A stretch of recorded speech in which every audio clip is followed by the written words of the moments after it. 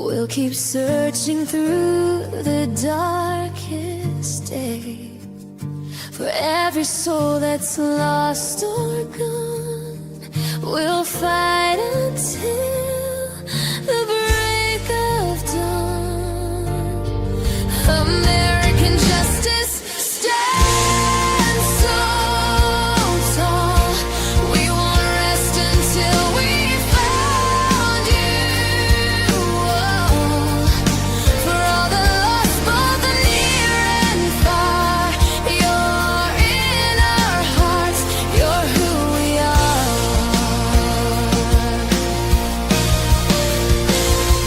Through the nights and through the pain, we will say your name again. Every step we take is true as we continue to search for you.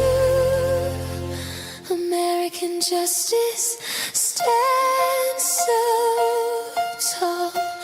We won't rest until there is justice for all the lost, both the near and far.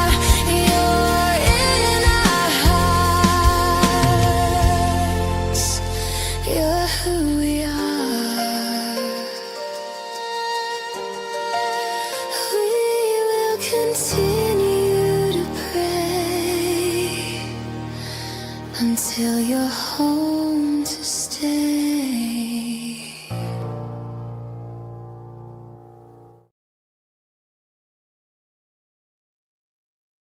Hey everybody.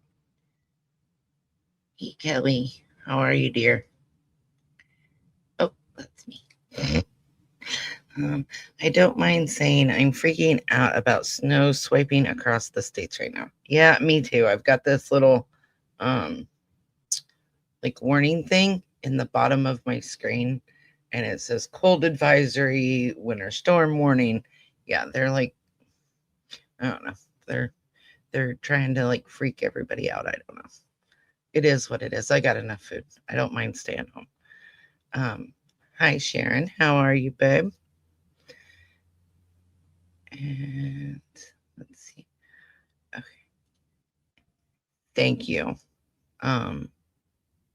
I wasn't sure how I wanted to do it, and so like I made the lyrics and then I sent it to Justin from Clutch Thumb Pearls and to Damn Grendel, Michael, and I was like, hey, I can't figure out how to put this to music. Everybody's like, well, just do it with AI with music. And I'm like, I don't know how. I'm stupid. Okay. I don't know how to do that. So they were kind enough to do that for me. And for a while, I will have that thank you in the description of my shows. Hi, Cheryl. How are you, dear? Good. And here is negative 15 and wind here in Monrana. Did I say that right? Yeah, I'm good. I don't like cold. Hey, Robin, how are you? Chicken Whisperer, hello. Shenanigans. So I have gone, I've had a rough week, as everybody knows. So I've gone back and forth how I want to do tonight. As far as whether or not I wanted to show like the video and go to certain timestamps and read and review it that way, or just show you the screenshots. And I think what I'm going to do is I'm going to play the video at the timestamps, and then we can go over it. I think that's the best way to do it, because we're going to go over Lady Freedom's Raw Narrative did a live with the biological mother of Devlin Tait several months back. And I want to go over that. So, Cheryl Hiker, hi, new here. Shenanigans recommended me. Well, thank you. I'm glad to have you here. I'm not as good as Shan or Daphne or Sunny or Shar or any of them, but I'm trying. So I guess that's as good as it gets. Sending love, Melissa. Thank you, Strength. I thought I seen that one just now. Oh, Montana. Okay. That makes more sense. It's that cold in Montana? Holy smokes.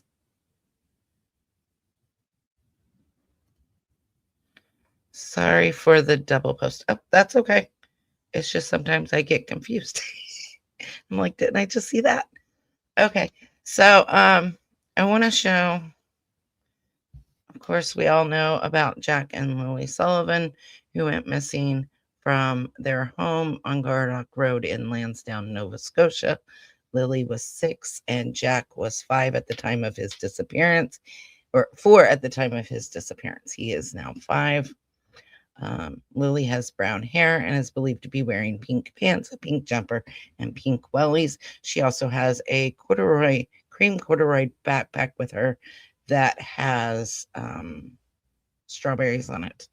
And Jack has sandy blonde hair, is believed to be wearing dark clothing with his dinosaur wellies. They've been missing since May 2nd of 2025 the 911 call came in at 10:01. You can help by calling the Pictou County RCMP at 902-485-4333 or the Nova Scotia Crime Stoppers at 1-800-222-TIPS and submit any tips you have for them.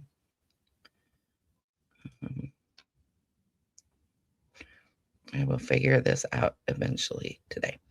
So this is the young man that we're going to be talking about today, Devlin Tait. He was last seen April 21st of 2025 in Lake Odessa, Michigan. At 8:21, he was captured on CCTV footage at Carl's Supermarket on 4th Avenue in Lake Odessa. And a friend of his reported that she seen him at 9:28 on Life 360 on Sewer Plant Road, which we know is now called French Fry Lane in Lake Odessa. He's not been seen or heard from since. Devlin has autism, cerebral palsy, and his family is extremely concerned for his health, safety, and well-being. He was last known to be wearing a black zip-up hoodie, a white t-shirt, blue jeans, and a black cowboy boots. He had his wallet, a cell phone, his charging block, his phone charger, and a 3-inch navy blue flashlight with him. If you have any information on Devlin's whereabouts, or if you have seen him, please contact the Iona County Sheriff's Department or the Missing in America. Scrolling across the bottom is the Iona County phone number. I will spit it out in a second.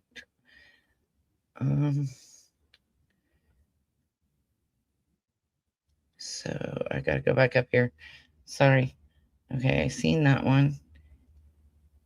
Yes, with the wind. That is crazy. That is that cold in Montana.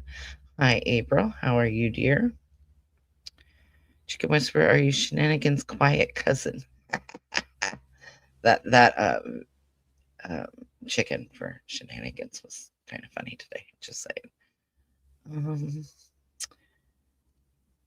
No, just a nosy blue noser.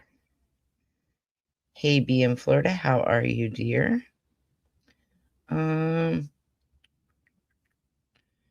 Changed my boring handle from Sarah Jones to a joke, my friends like to call me. So do you like have chickens or? I need to know this joke.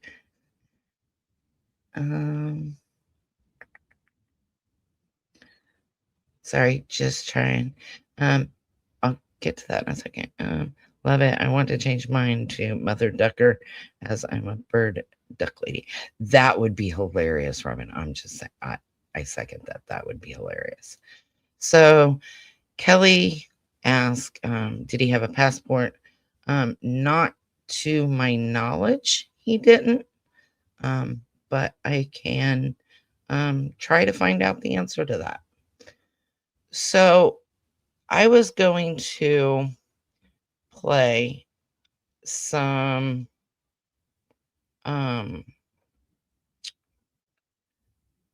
videos of Devlin singing. However, I do not want this video taken down. So I am going to post in the chat here a couple of videos where you can go and see Devlin singing, and that is at Bob's Barn Jams, which is there in Lake Odessa.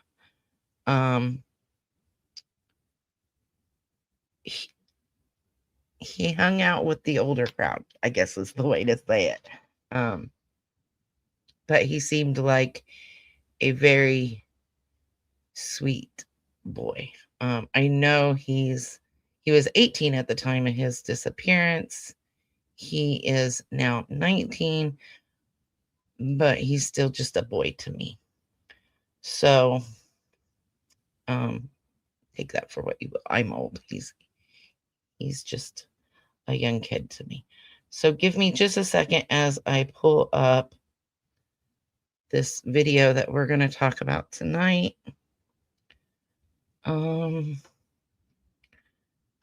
Let's see. So as usual, we are going to take me off the screen. Maybe. And then I want to add, share screen. Okay. So this is Lady Freedom's Raw Narratives. And it's a video she did. I'm putting the link here in the chat. The link is also in the description of this video. And we're going to cover this just a few different things. Let me find something here real quick, guys. I thought I had everything that I needed, but I didn't, so I need to. Oh, wait a minute. I need to go. Oh, you idiot. You were in the right spot in the first place. Gee whiz. Okay.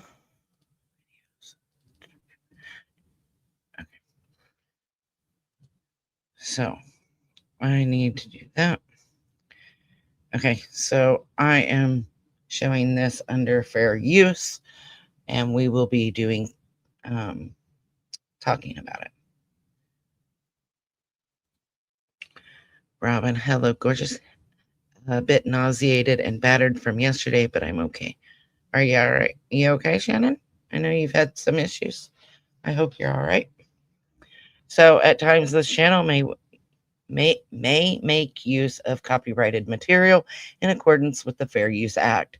The Fair Use Act is a doctrine in the United States copyright law that allows limited use of copyrighted material without requiring permission from the rights holder under Section 107 of the Copyright Act of 1976, which states allowance is made for fair use of copyrighted material for purposes of commentary, which is what we're going to do tonight, criticism, which we might do a little bit of that tonight, news reporting, research, education, teaching, and or scholarships.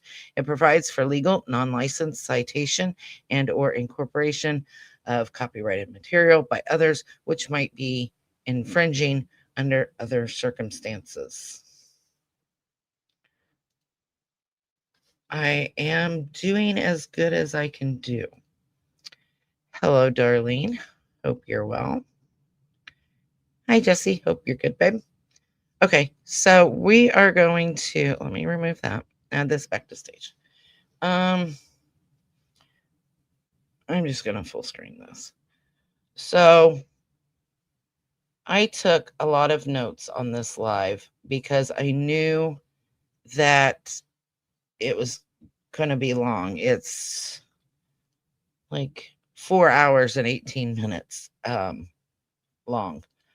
And I knew that I wasn't going to play the whole thing. I'm just going to play clips of it, and then we will stop and talk about it.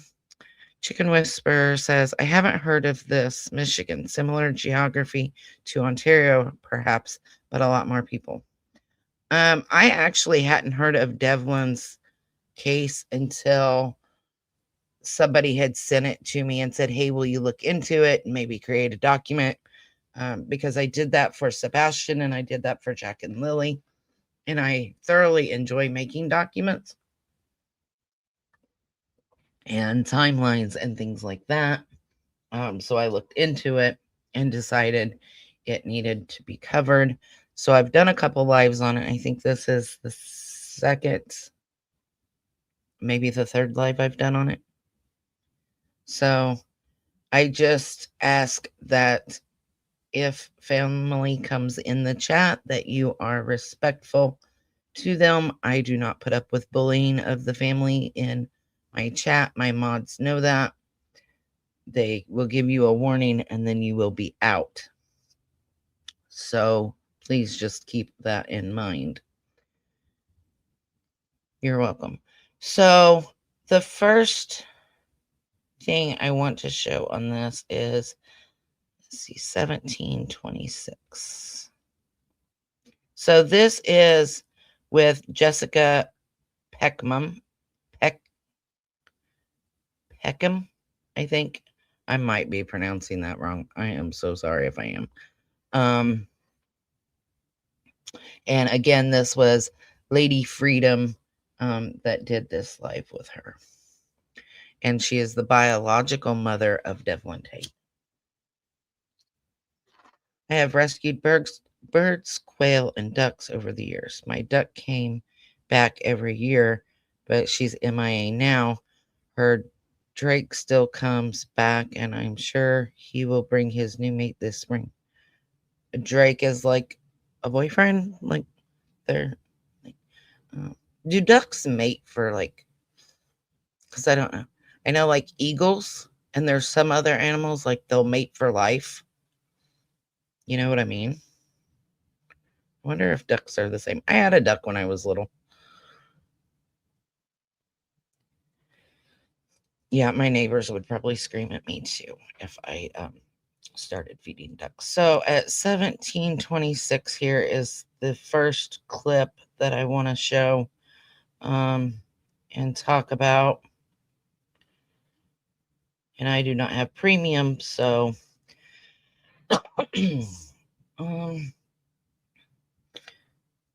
sorry, I need to pull one more thing up here. Screenshot one. That way I can follow along because I don't want to play a lot of it. Yes, male mallard duck. They are monogamous. That's kind of cool. Okay, so this is just a couple of seconds that I want to play on this one. Let me know if you guys can hear this. Let's see, let me mute myself. Tamara came into the chat the other day, but she wasn't trying to help. She was just stirring the pot, so I booted her out. But she was the last one with, you know. Okay, so did you guys hear that or no? Hope so, Robin. Someone dumped for, I'm not even going to try to pronounce that, Muscovies maybe, just before winter, and have a couple of Perkins. Lost my Indian runners this summer. They're free range, so unfortunately I lost birds at once. Okay. Sharon says, yes, you can hear it. Okay. I wonder if everyone has checked some of the homeless camps. Maybe he looks different, a beard. Maybe we'll go over some possibilities. So what she said there, Lady Freedom, she said, Tamara came into the chat the other day, but she wasn't trying to help. She was just stirring the pot. So I booted her. I do not know what happened the other day. The other day, according to this, this was posted on October 4th. So my problem with it is whether or not you agree with a family member or not, booting them out of a live that you're doing on their missing sibling, because Tamara is Devlin's sister. And so booting her out of a live because you don't agree with what she's saying. And it's not the only person she's done it to. It's just really annoying to me. Like, I don't understand it. Why cover it if you're not going to listen? You know what I mean? Like, I don't understand that. So this is the next part that I wanted to play, and I just want to get a couple of these out of the way, of the criticism part, and then we will get into more of the substantial things with this case. I appreciate you so much. And this is Thank not you, the ma'am. opportunity for the other side of the family to come into chat and tell their side of the story. If you would like to do that, you can email me at ladyfreedomsrawnarratives@gmail.com. Quick disclaimer, my opinions on the family. I don't like the way Devlin was treated. Matt, you're not really allowed to be in my chat tonight. So respectfully, sir, you can email me. But I don't really deal with your type of people. Matt is the brother of this missing boy, of missing Devlin Tait. And so when you say things like your kind of people is really disparaging. And for you to say that a person is not allowed to be in your chat, but then the rest of your 4-hour live, you are wanting them to answer questions for you, doesn't make sense. Not to me. I agree and understand that some people don't like other people. I get that. She clearly has something with the family that she doesn't like. I understand that. She's covered a lot of this case from what I've understood, a lot of misinformation, but that's her channel and her way that she wants to do it. That's fine. I just would ask any creator why you, in I'm going to use this word loosely here, but why would you bully a family member and then ask that family member to help you? Okay. That's something I don't understand. And I get that there's some sort of history there, but I don't agree with that. So it just really upset me. Words like people like you. Like what? It's the family member of a missing boy. So I asked, because she had said that Matt was the last one to speak to Devlin, and Devlin did call the home, his mother's home, and his mother is Sandra Tait. His father is Bill Tait. He was adopted as a young child. And I did ask the family member, one of them that I'm in contact with, if it was true that Matt was the last person, just so I had my facts straight. And when Devlin called, Sandra was not home. Matt picked up the phone.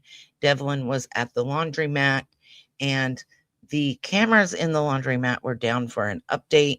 So unfortunately, Devlin was not seen on the CCTV footage because of that. And the family member said, yes, that Matt was the last family member to speak with Devlin on the phone. So then we skip ahead to 3055. And again, the link to this full video, if you want to watch it, is in the description of this video, and I'm covering it under fair use. and we're going to talk about it.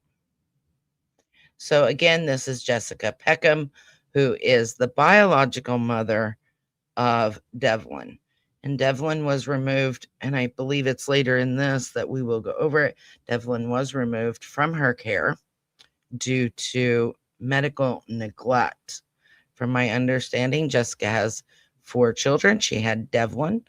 She has a smaller child named AJ, and she had 2 girls. 3 of those 4 are no longer in her care. From my understanding, if I have that wrong, I'm sorry. Wow. Right? What the F? Right? Like, I get if you don't want to talk to the family, right? I get that. I understand that part. But I don't understand bullying and being disparaging to the family of a missing child. Okay, we all have seen Jack and Lily. We've all kind of, have feelings about how that family is, right? But we have receipts to back those feelings up, right? We can show proof of why we say what we say.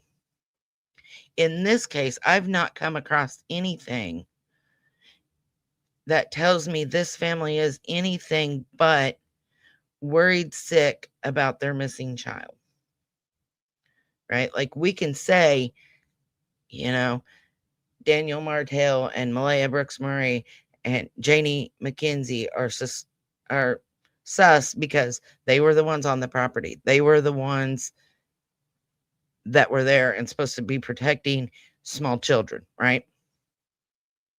But Devlin was not home. Welcome in, Wolfie. Devlin was not home. He had a routine.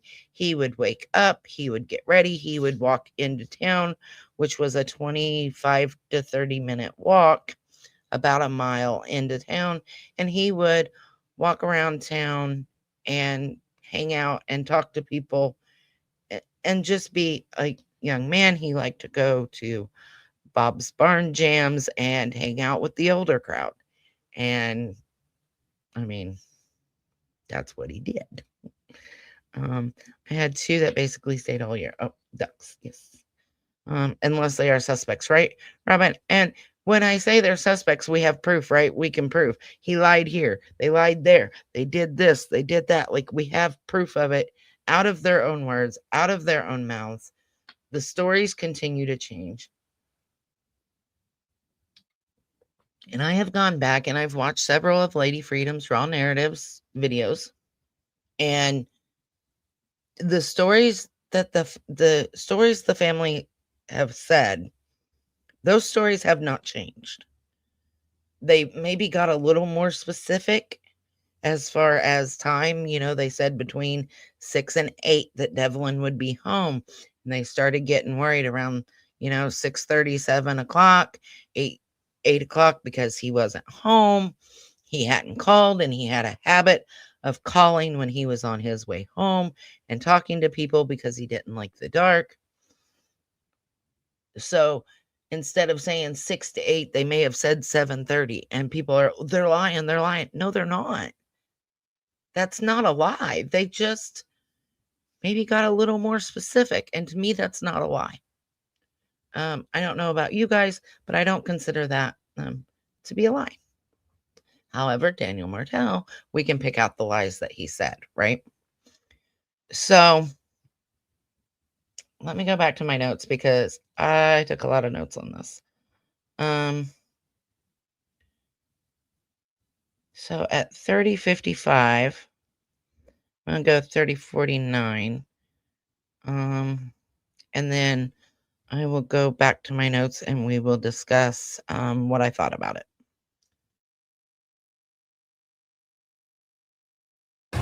My wife said, if you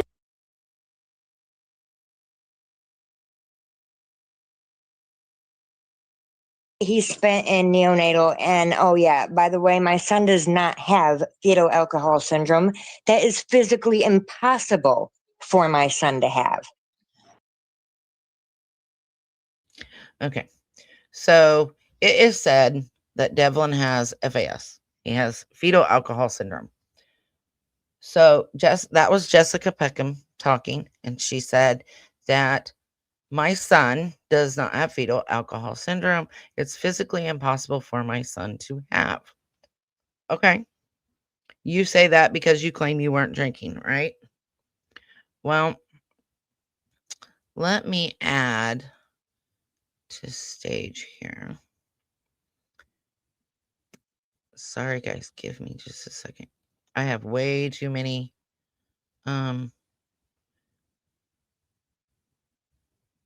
screenshots here. Let me find it. Let me add this to stage. Let me remove that and add this to stage.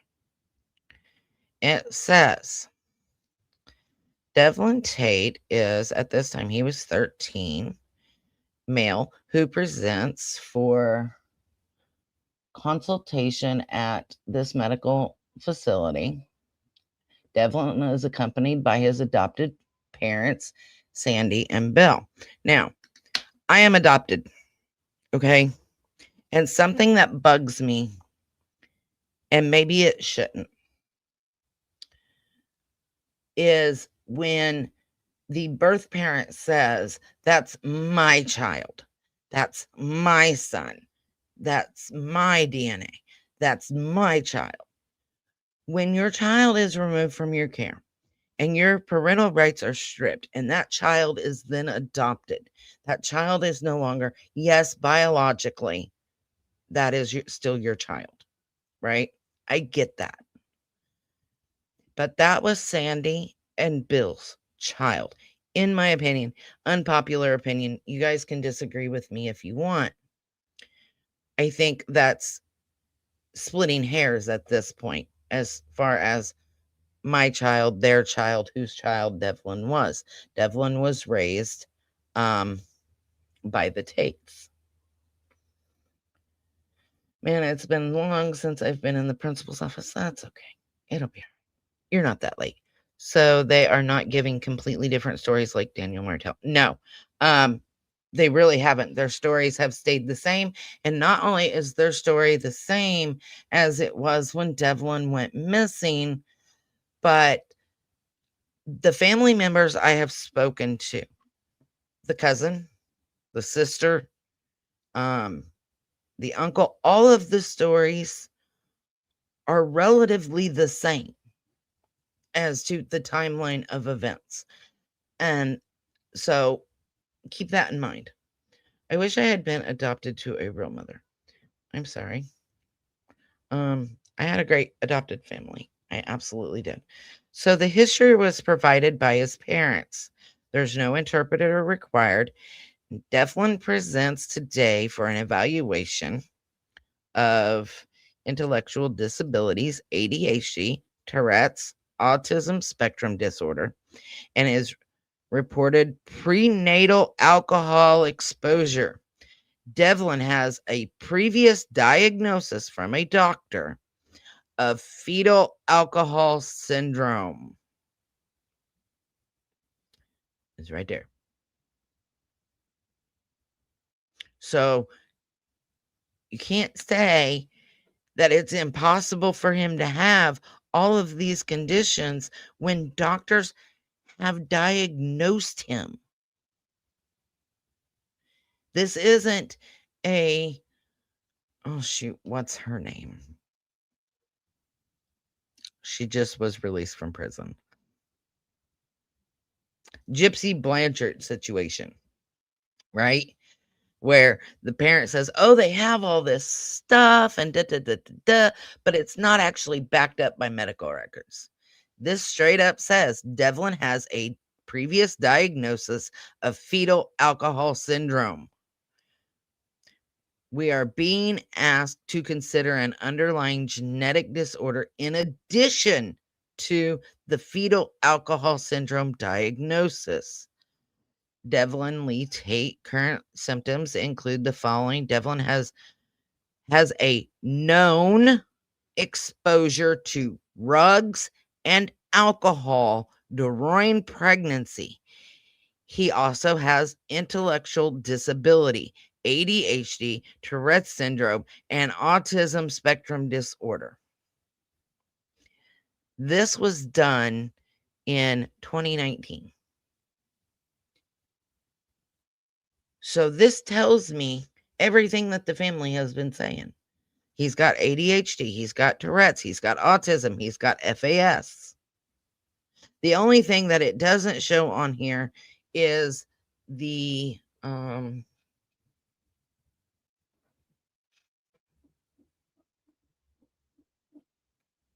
cystic fibrosis, I think it was.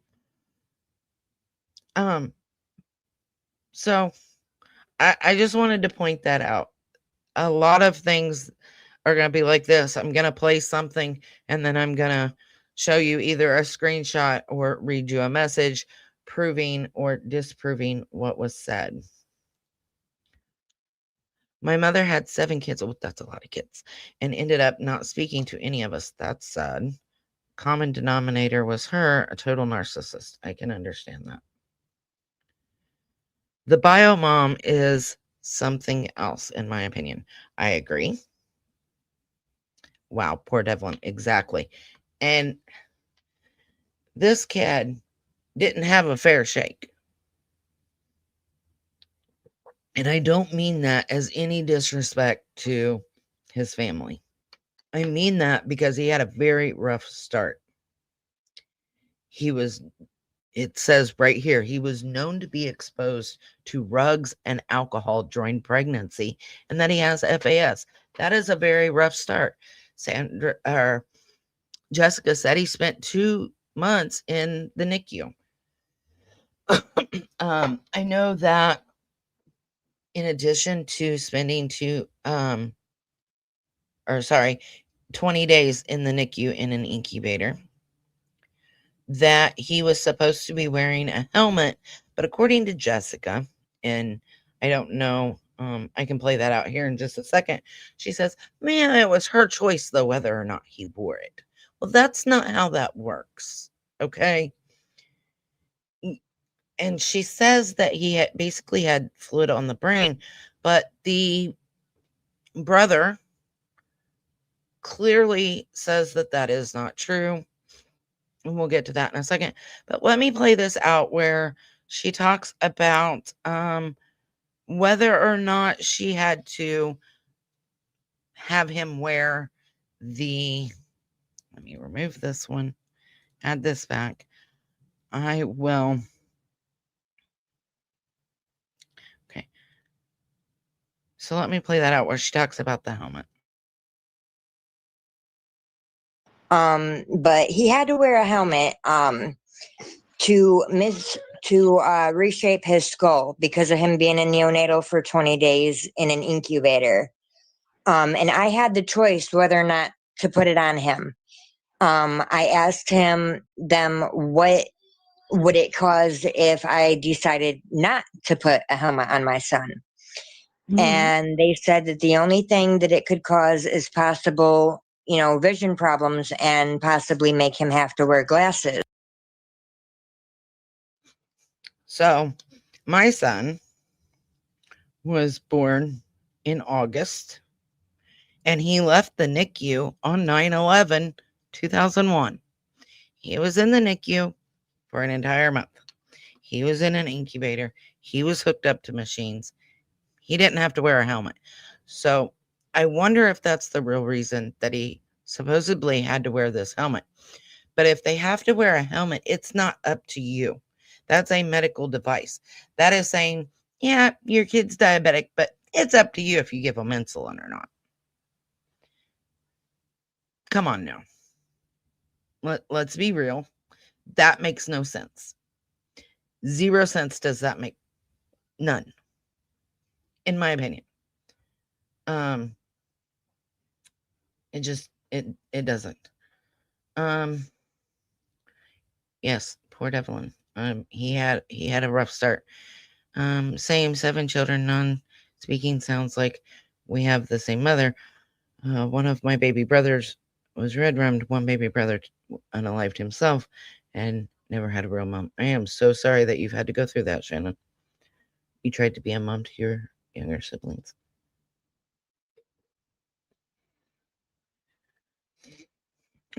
Poor thing, withdrawal was his first experience. Exactly. And even if let's give Jessica benefit of the doubt and he was just exposed, but he didn't go through withdrawal, that is still a really rough start. I mean, it just is. Let's be honest.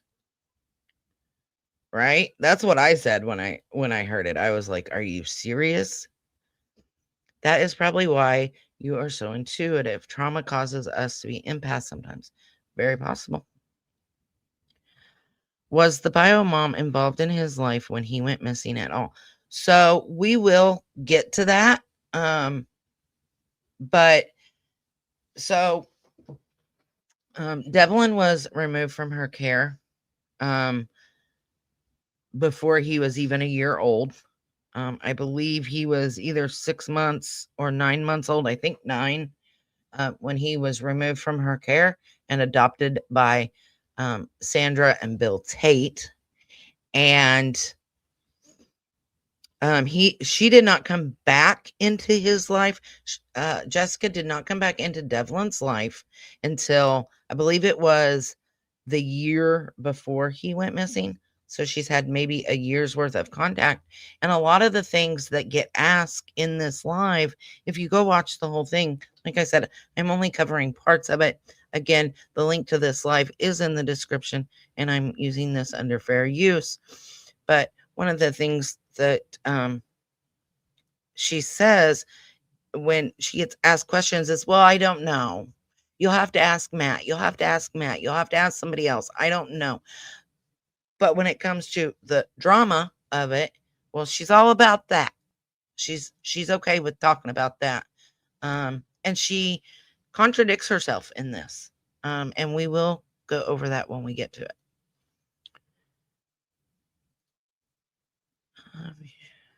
Stock in the wood stove. So again, I find it highly unusual and highly unlikely that the hospital told you that it was up to you if you wore that helmet.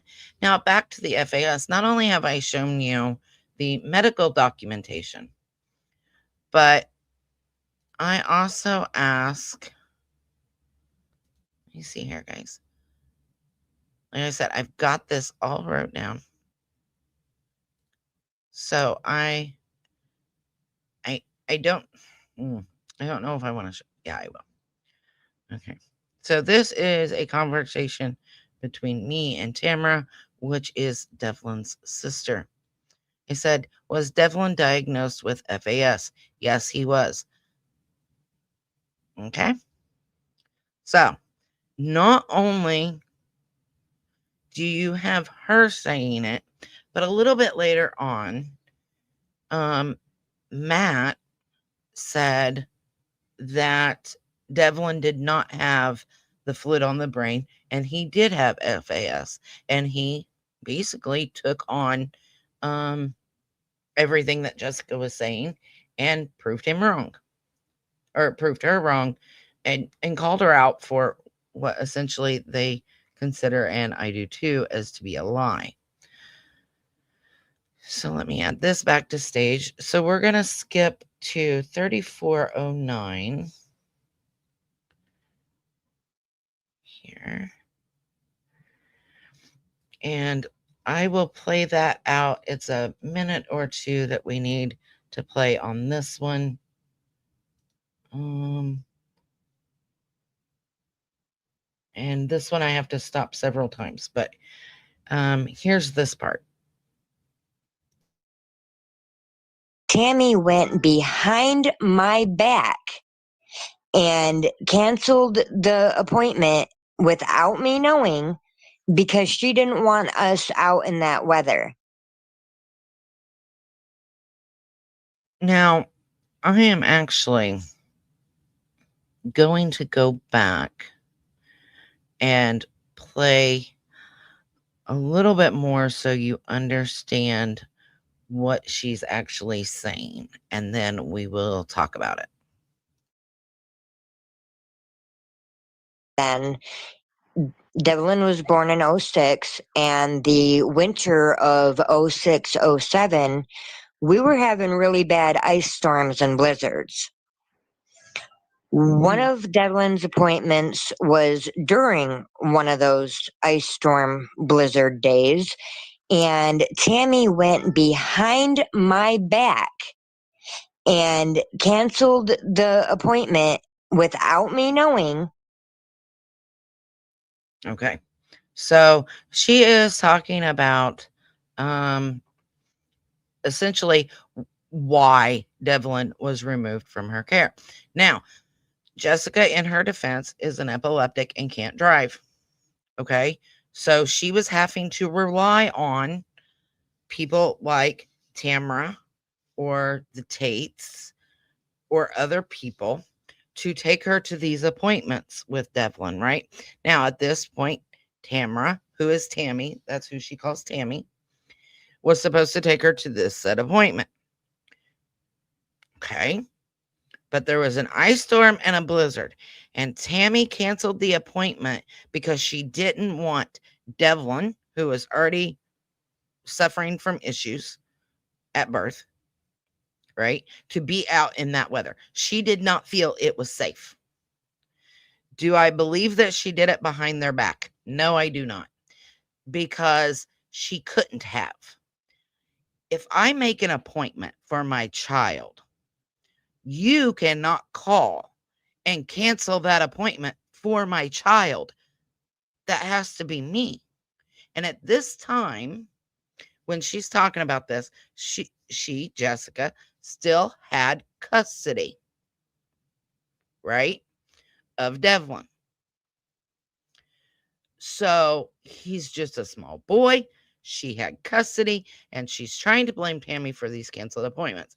I fully understand why that appointment was canceled. I get it. Fully understand and agree with it. You do not need to take a small child, an epileptic, and anybody else out in an ice storm and blizzard to drive at, half hour, an hour away, 20 minutes away, whatever it is, to a hospital for an appointment if it's not safe, because in my opinion, it was not safe. So I understand that being canceled. So I wonder if he knew he was adopted. Yes, Devlin did know he was adopted. He knew all his life. I drove from Chicago to MCARC for 12 years, and the kids and adults were obligated to wear helmets, especially if they had seizures. Canceled appointment. Yes, she canceled it due to the fact that there was very inclement weather with, even as Jessica said, an ice storm and blizzard, right? So yes, it was canceled, but I do not believe that it was canceled behind her back, because again, you make the appointment, you are the parent, you have to be the one that approves and or cancels appointments, okay? Why would somebody act like it's no big deal if their baby has vision problems, for frick's sake? Exactly, be in Florida. Like, she's like, yeah, well, we all wear glasses anyway, I don't care. Like, really? Like, it's a little more than just he might need glasses, right? It could have made him blind. It could have caused issues with his brain. Yes, kudos to Shannon and anybody else who has broke that cycle. Why was she allowed back in his life? Okay, so when Jessica came back into Devlin's life, Devlin was 18. So the family couldn't say, we don't want you in his life. Now, that was said. I have the screenshots. That was said. But Devlin was at that point an adult, right? So he was able to make that decision. He had not seen Jessica in person. She lives at the time of his disappearance, she lived in Arizona. Devlin lived in Michigan with his family. So they had not physically, like, face-to-face met.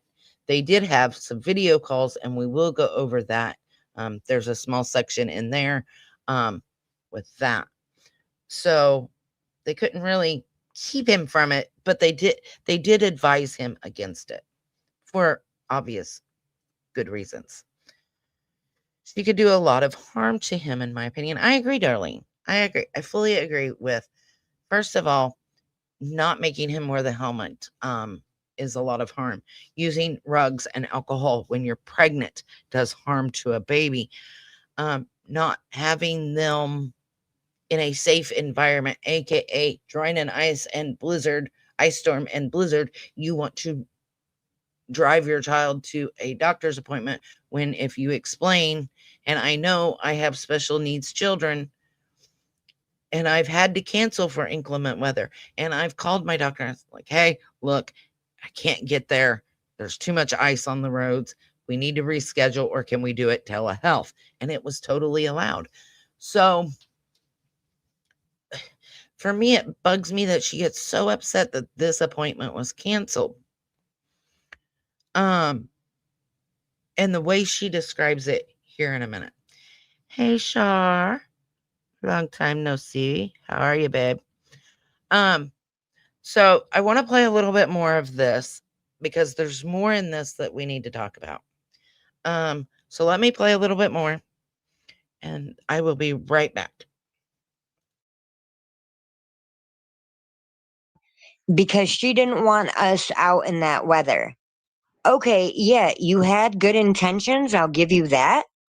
But you're not the one that it falls back on. That falls back on me because I'm his mom. Exactly. You're his mom. At this time, she still had custody. Okay. At this time, you were still his mom. And yes, I understand, again, she is his bio mom for life. But once Devlin was adopted, I think you and for the reasons that he was adopted, I think you kind of lose the right to fall on that sword. So she says she understands why the appointment was canceled, and it was canceled for good intentions, but it falls back on her. You're right. It does fall back on you. And also, you're the only one that could have canceled that appointment.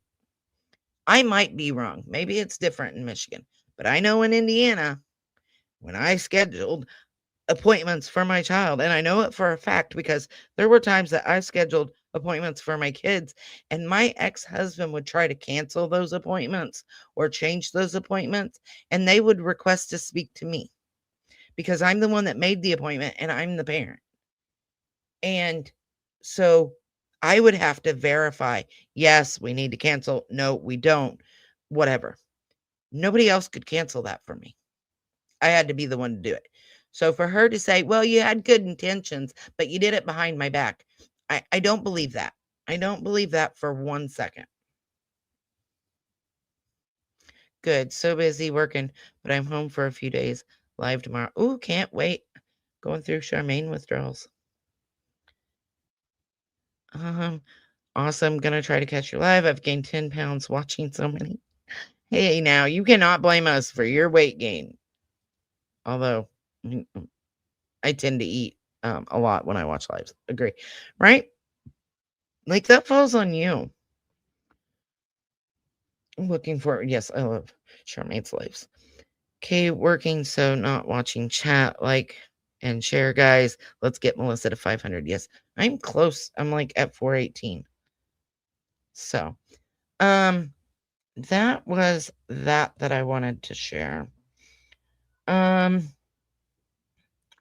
So I want to skip forward. Let's see.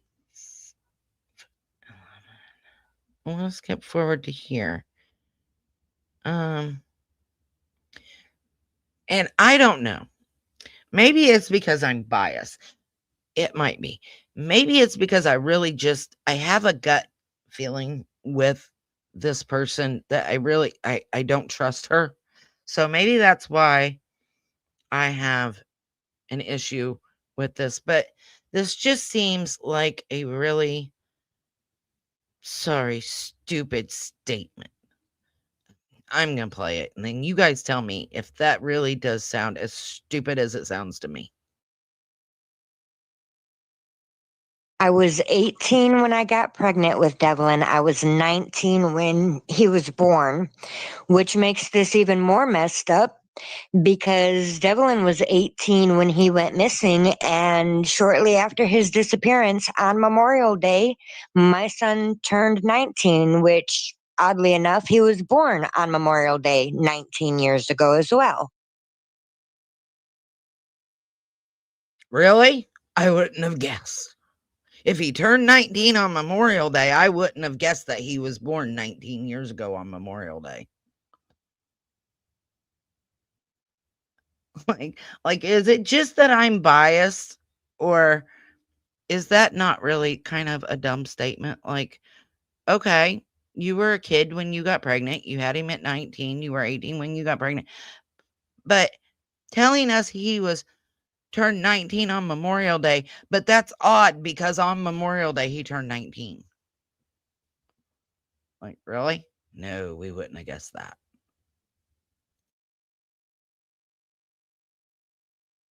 Weird. Why does she sound like she's an old woman, right? Like her mic was on this entire live, and you can hear her speaking to her younger child, who I believe was around 3 at the time. And it's like, we'll get to some of that because she makes some really weird statements here in a minute that I wanted to throw my computer out the window when I heard it. But we'll get to that here in a minute. So I just thought that was kind of weird to say. So at 36:09. Okay, so actually gonna go back a little bit more, and this is where she talks about why she lost custody of Devlin in the first place. What, right? Not real bright. Yeah, that's kind of what I thought. So let me play this and it'll explain why she lost custody in her own words. The instant fix for snorers with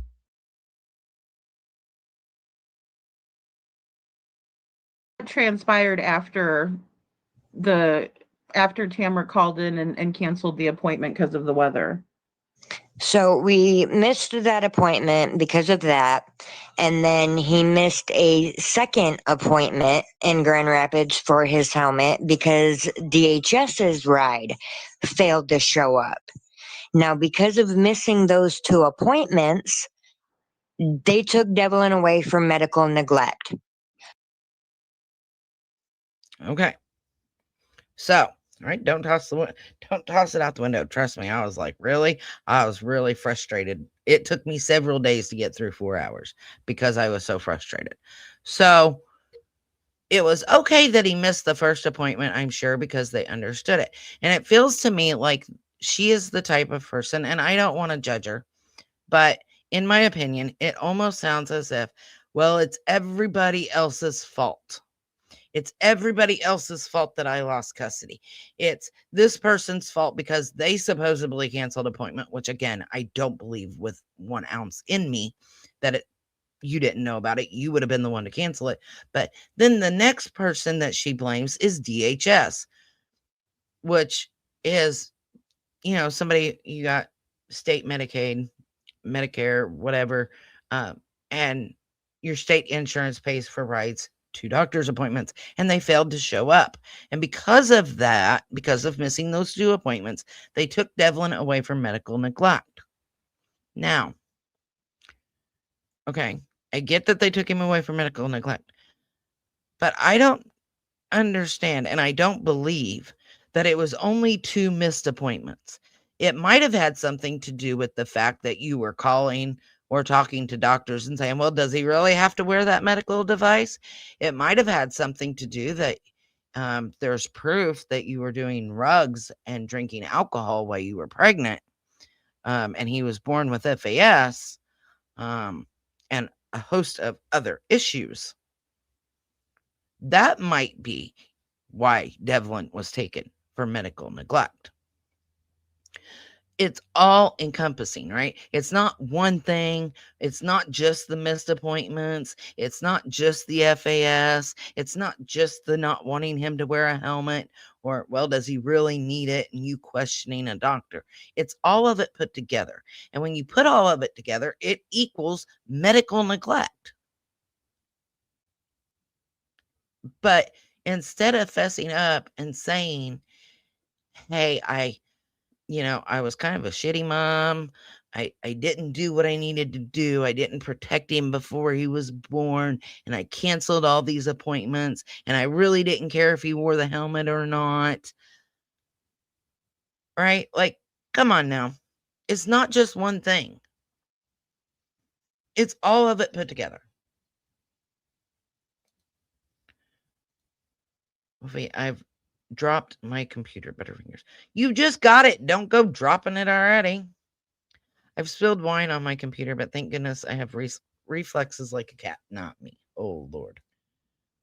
What a whack job. Yeah, that's kind of what I thought. It's like, really? I mean, take some accountability, right? So I can picture that. I bet you have a good hockey goalie. So this one, doesn't CVS let people earn back their kids? They do. And so for her to lose him for medical neglect, like, then he goes into foster care, or he goes to the Tates, right? So why then did you not jump through every single hoop to get your child back? So she actually one-ups that. And she tries to get Devlin at one point removed from the care of his parents, which is Sandra and Bill Tait. So she's lost him for medical neglect.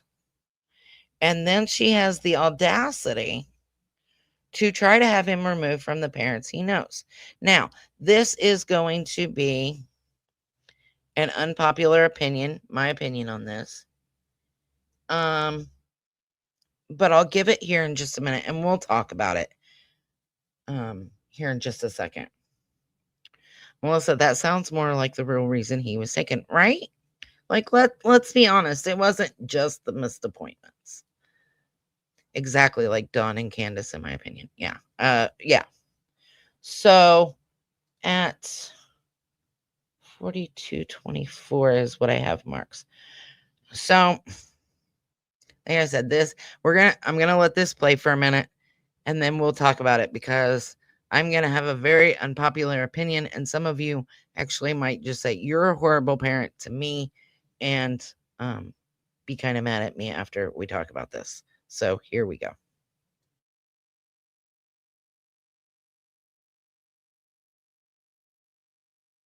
I actually tried having my son removed from Bill and Sandra's Tate, and that's when it all went downhill between me and that entire family.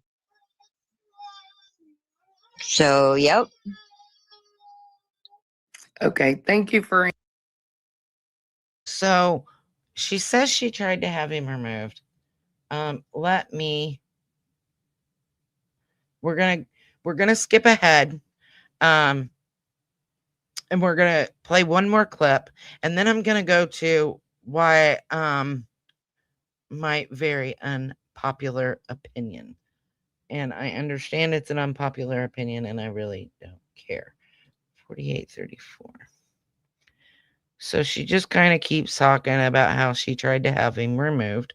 So here we're going to go back to the brother, who is Matt, and let you listen to this again.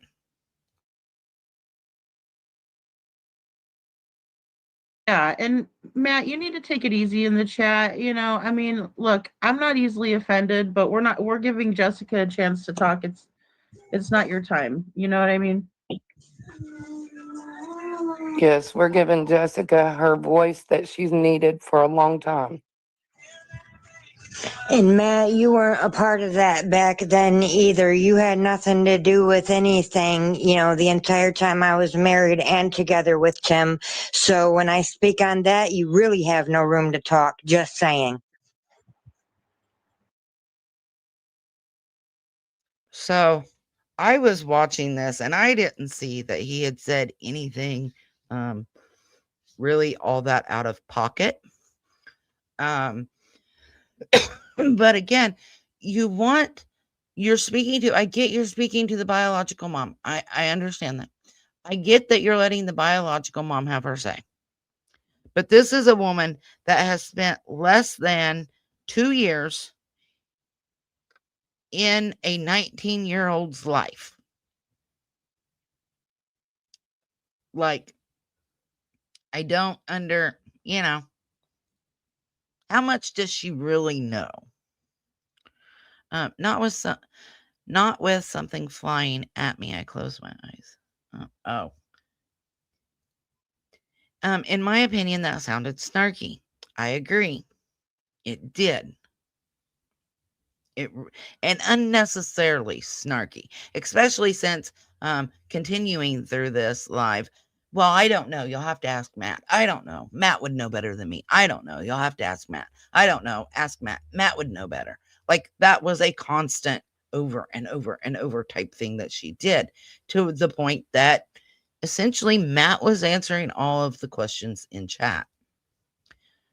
And she has other children. Yes, she had Devlin. And then from my understanding, she had 2 girls that were removed from her care. I don't know for a fact on that one, but that's what I've been told by family. But she does have a younger child named AJ, who is just a little toddler in her care at this time, or when this was done anyway. So I don't understand why you want the person to ask the questions or answer the questions, right? But you don't want them talking either. So we're going to go back to where she tried to have Devlin removed from the Tates. Hold on, let me catch my 5112. So let me play this out.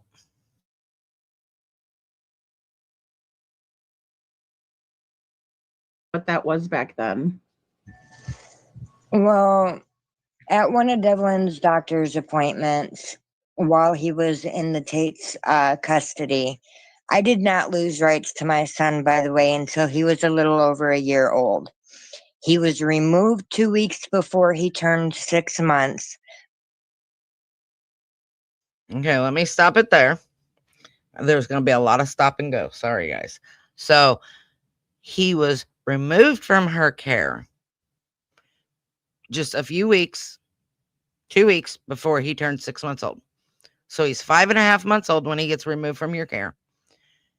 But they didn't officially take your custody until he was a little over a year old. So they gave you 6 months, essentially, or more, a little over, to prove that you could be a mom, to jump through the hoops that you needed to keep the rights to your son. And you clearly didn't do it because they took your rights. Sorry for the distractions in chat. We are listening, but off topic. That's okay. I get it. In my opinion, it had to have been a really important doctor's appointment to have missed. It was for his helmet that he was needing to wear to shape his head correctly. So yes, it was a very important doctor's appointment, but she didn't just miss it once. She missed it twice, and it's always somebody else's fault, right? So she loses him right before he's 6 months old. So he's 5.5 months old when she loses him. But they took her rights when he was a little over a year old. So let's play this out a little bit more. I'm going to back it up just a little bit, and then we will talk. son, by the way, until he was a little over a year old. He was removed 2 weeks before he turned 6 months, but I didn't officially lose him until he was a little over a year old. So we're at one of Devlin's doctor's appointments for his helmet, and Bill Tait had said something rather to the effect of, he was hitting my son's hands trying to teach him no. Well, one, if I'm not going to put my hands on my child, you damn sure ain't going to put your hands on my child. Point blank, period. Okay. So here comes my unpopular opinion.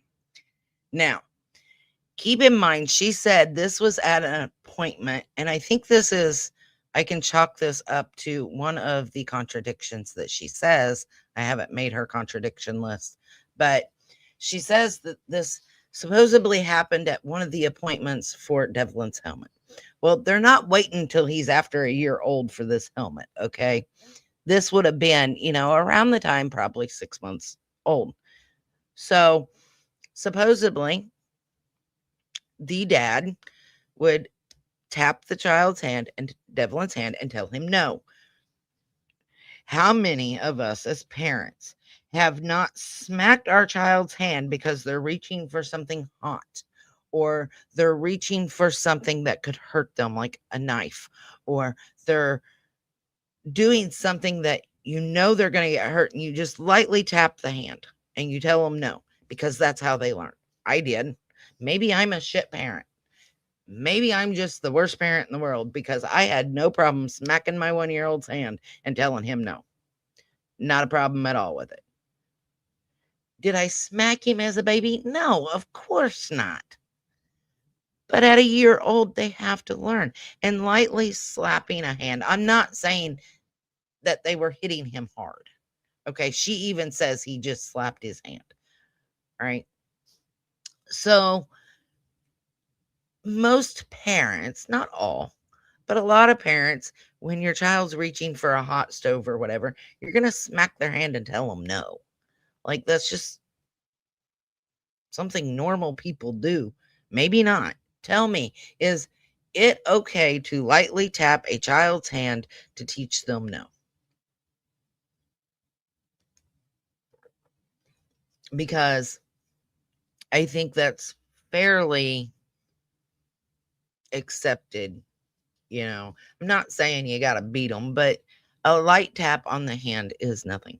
So for you to try to remove a child from the Tait's care, who are taking him to his appointments, are feeding him, are taking care of him, you clearly are not jumping through hoops at this point. And at this point, you haven't lost custody. So he's around a year old, most likely. I think she said something about he was 9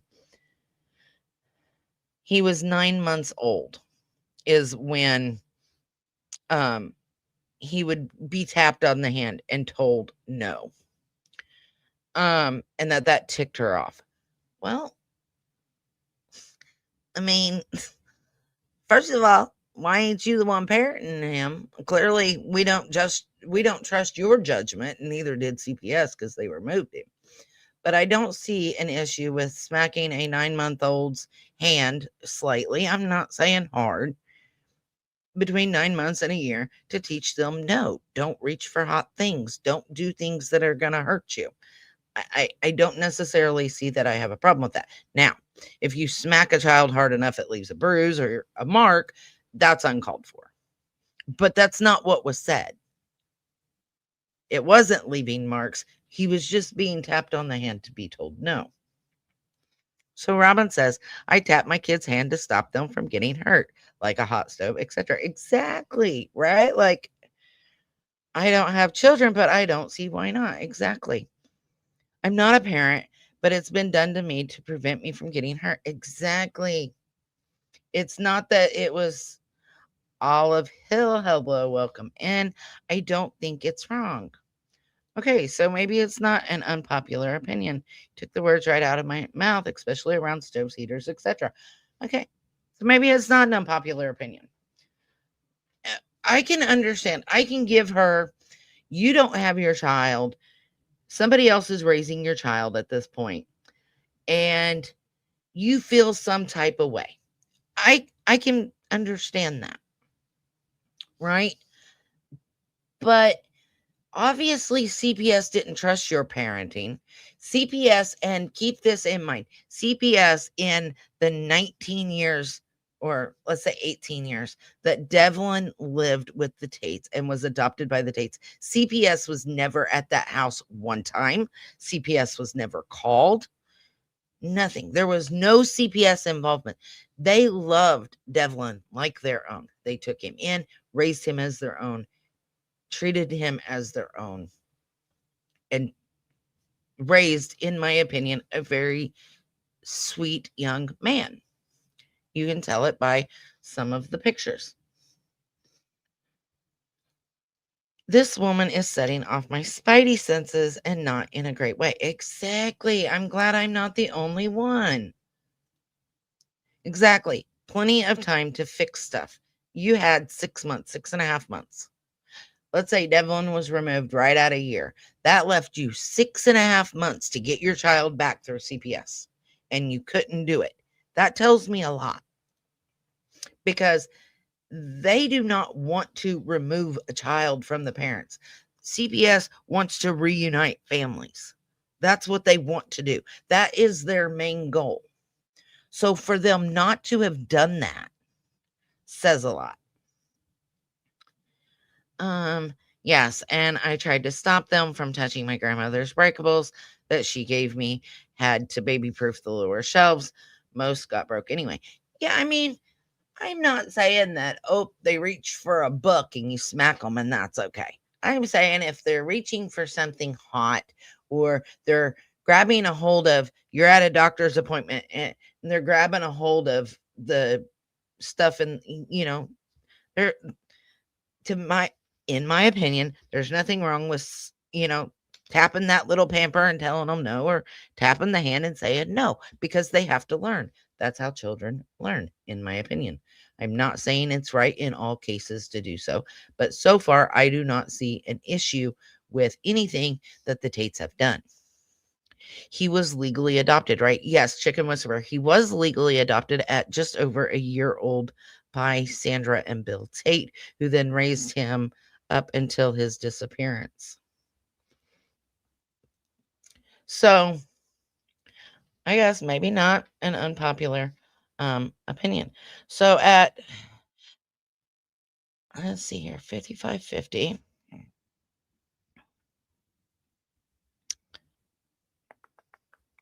Where is it? Okay. So this is, again, this is Lady Freedom's Raw Narratives. The link to this video is in the description, and I'm showing this under fair use for commentary and criticism. So I'm going to play this little portion out, and then we'll talk about it. Devlin and AJ used to video chat and talk on the phone on a daily basis. Yeah, AJ is nonverbal, but that didn't stop his brother from talking to him. I think that is a great idea, to stay in contact with his brother. I think that's a great idea. However, here's another contradiction. She said that they would talk on the phone on a daily basis. But when Devlin went missing, Matt called, or Sabrina called.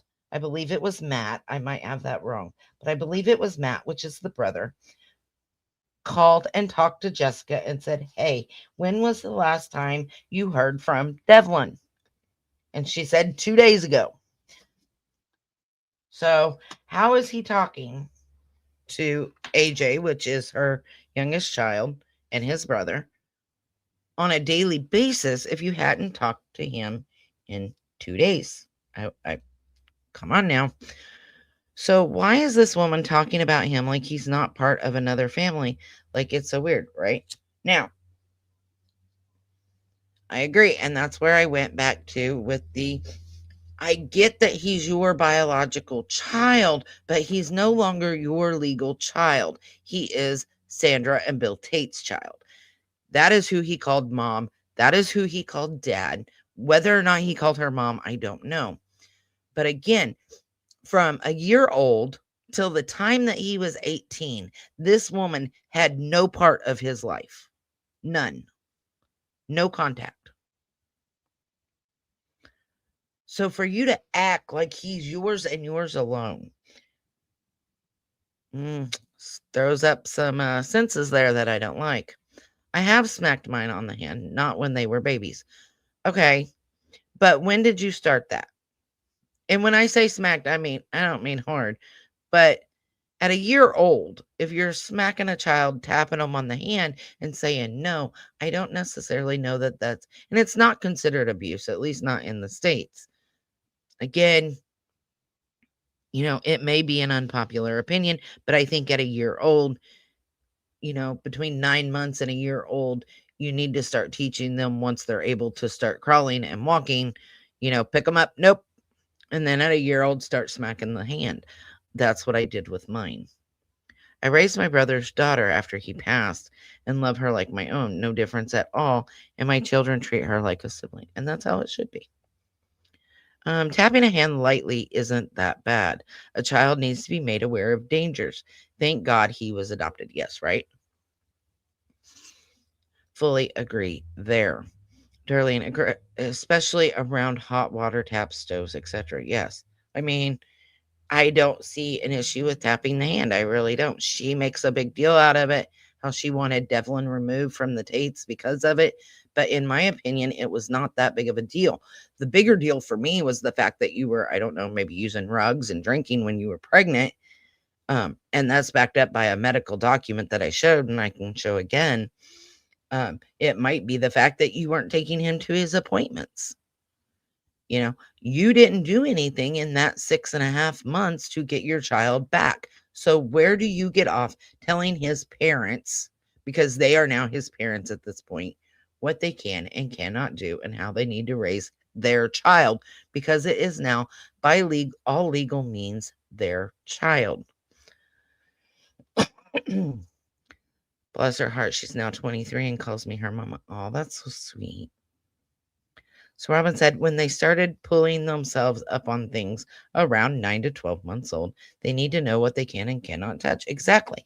And that's what that's kind of how I thought of it is, between 9 and 12 months old is when they really start, pulling up and reaching for things that they shouldn't be. And so I don't see an issue, again, with doing that. Maybe an unpopular opinion, but from the sounds of it, maybe not.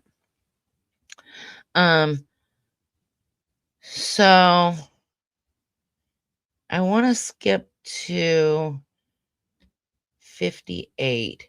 And this, now we're going to get more into the part of, we're kind of getting past the backstory of it. And she's going to start getting into kind of the more recent stuff.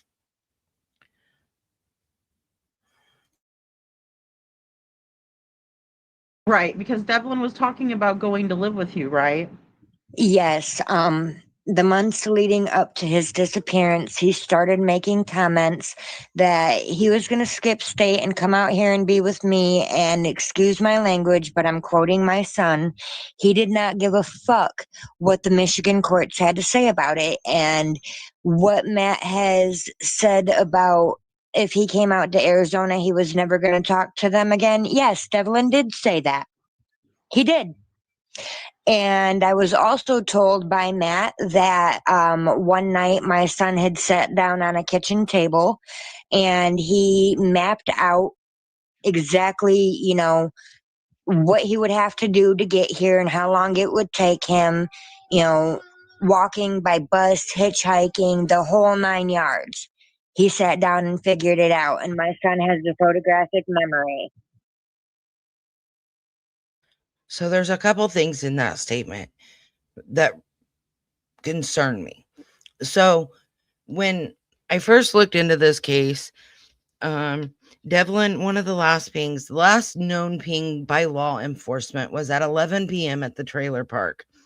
Okay. And there is an unverified sighting that Devlin was talking to two men that were in a sedan, and he was very hesitant about getting in the vehicle with them. So my thought goes to that he possibly got in the vehicle with these people, these two men, these two young men, and something happened to him. Okay. So that is where I initially sat with my theory on what happened. But once I heard her say this, and I guess Devlin wanted to see her, I can't blame him. I was adopted. It's kind of a normal thing with adopted children that they want to know where they come from. They want to know where they belong. They want to feel like they're around people that are like them. So I can understand Devlin wanting to see and meet his biological mother and his little brother. Now, Devlin did have some court cases for fair representation here. He did have some court cases, and he was on probation, and he had a 10 o'clock curfew with probation. So when I heard her say that he had talked about skipping state, I was like, okay, so maybe he did try to get to her in Arizona, and he lives in Michigan. Now, the part of that concerned me is when she says he sat down at the kitchen table and he figured out how long it would take to get there. Walking, by bus, hitchhiking, the whole 9 yards. Now, he, I guess, according to Jessica, at one point did somehow come up with a bus ticket. They don't know how. They don't know what happened to that bus ticket. So what I've been thinking the last couple days is maybe by some chance he was going to try to get out there.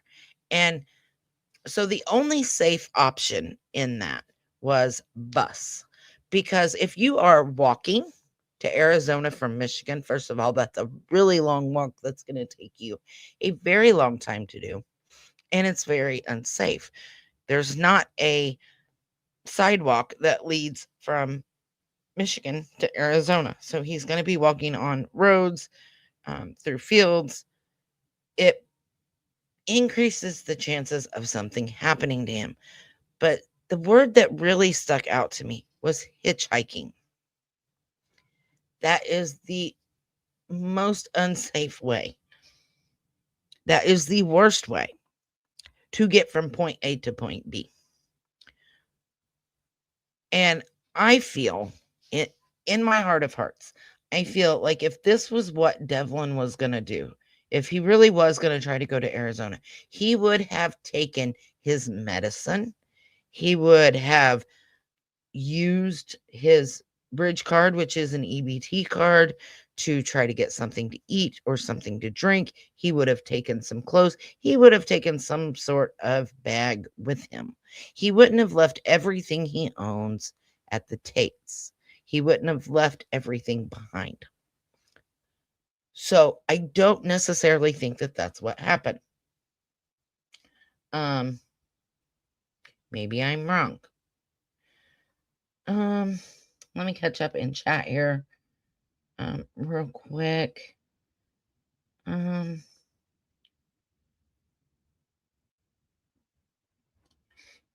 Yeah, I didn't like the word hitchhiking at all, right? That is the word that really stuck out the most to me.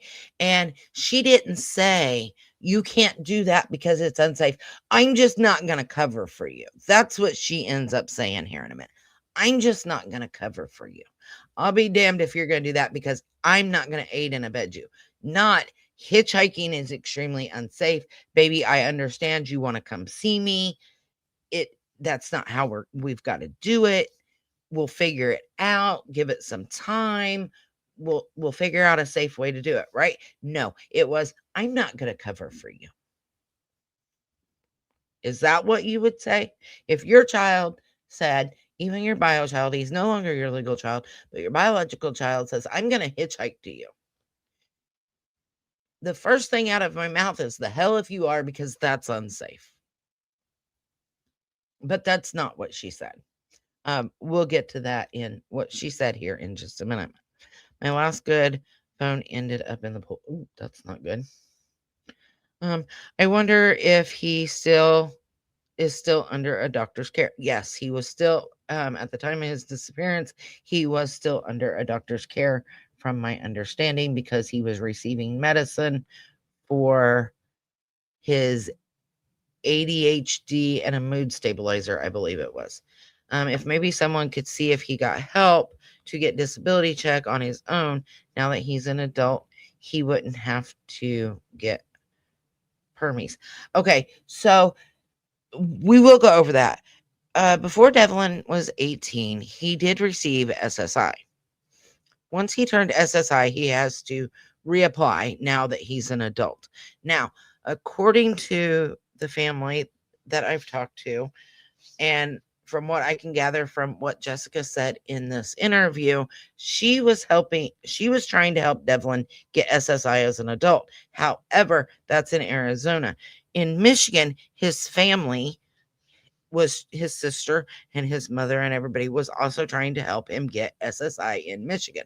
So if you've got SSI application in Arizona and you've got an SSI application in Michigan, and it's under the same name, like the government's gonna catch on to that, right? Like they're gonna be like, what's going on here? But they were in the process of getting him SSI as an adult in Michigan when he went missing. I do know that. Hitchhiking doesn't end well a majority of the time, right? It just doesn't. I used to hitchhike as a teen. How freaking dumb, eh? Yeah, but Robin, you're not hitchhiking this day and age, right? I'm not calling you old, but if you hitchhiked 20, 30 years ago, as opposed to now, it's vastly different. Vastly different. As a teen, we think we're invincible. Exactly, we do. But the fact that he was talking to somebody, these two men in this sedan, and he was hesitant about getting in the vehicle, and he was dealing with bullies, I don't think he would have hitchhiked. I think he was, cognizant enough to know that probably wasn't a good idea. I'll be doing a live tomorrow talking about hitchhiking. Okay. But I was always with friends, and we didn't have as much to worry about the sickos out there back then. Exactly. That's, what I was saying. It's like, it was a lot different then. Not saying it was safe then, but it was a lot different than it is now. So that really concerned me, where she said about the hitchhiking.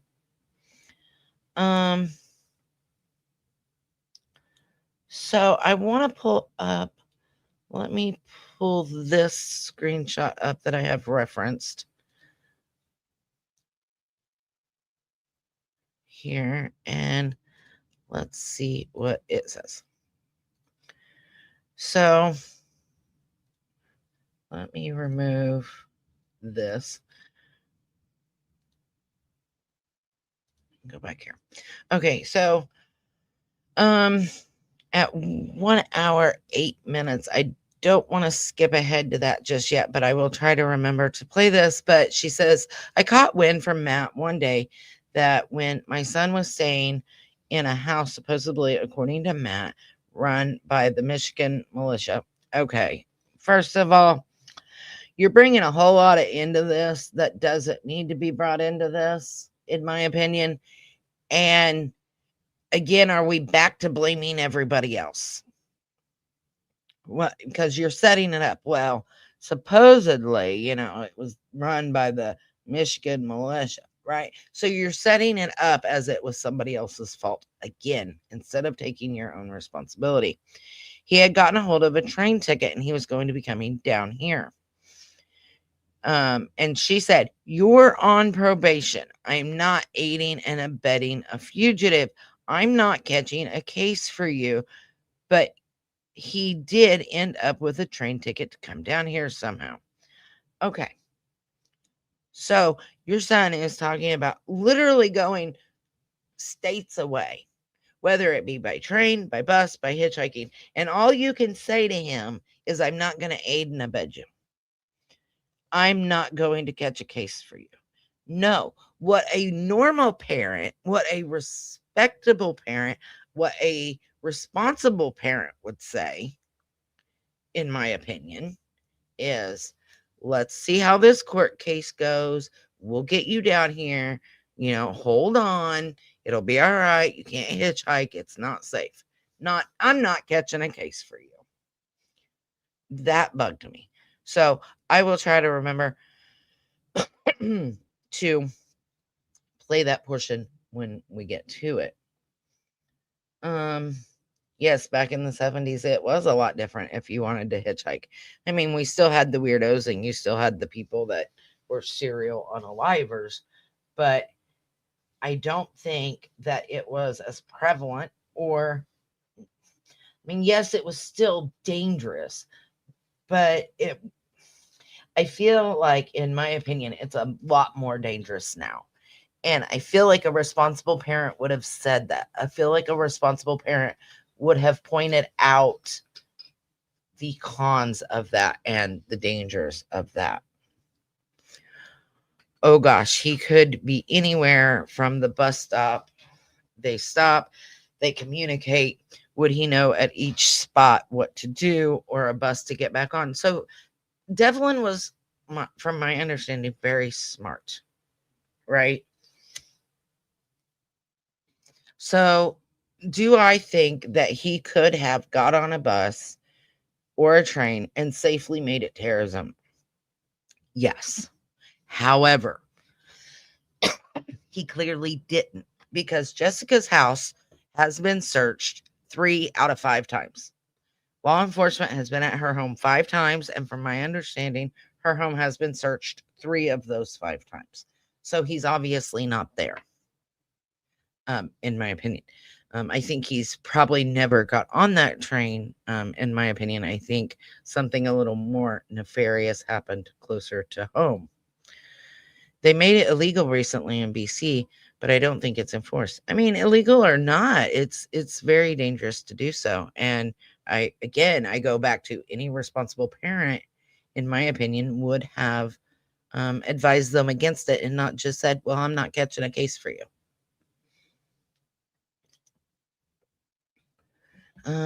It was still scary back then, but it's much worse now. I agree. Fully agree with that.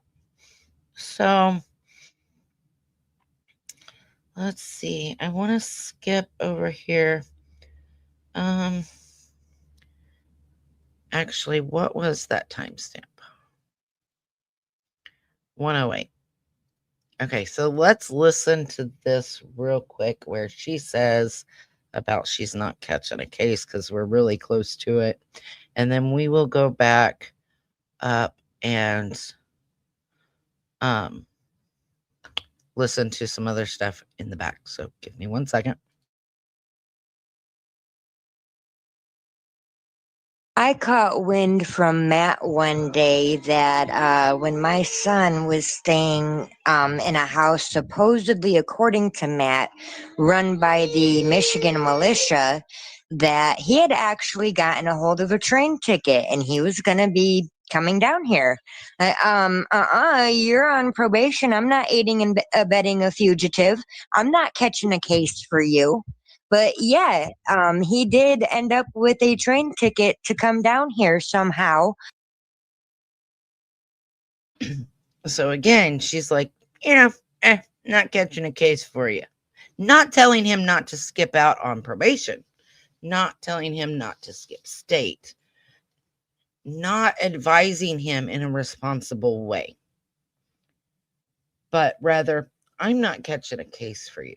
That, when you have a special needs child or any child and they're saying, hey, I want to do this or I want to do that, this is what I'm thinking. It is your responsibility, whether you are the bio parent or the legal parent or a friend or an acquaintance or anything else to advise that person not to do something stupid, not to skip town, not to do something that could harm them, right? And I don't feel like she did that. And I feel like that is really irresponsible, in my opinion. I don't know how you guys feel about it. So that's where Devlin had talked about skipping state and kind of where my thought process was about whether or not that was a viable option of what happened to Devlin. And I really just don't feel like it is. So let's go to 159.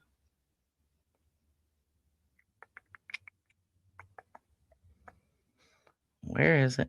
Okay. So let me play this out and then we'll talk about it.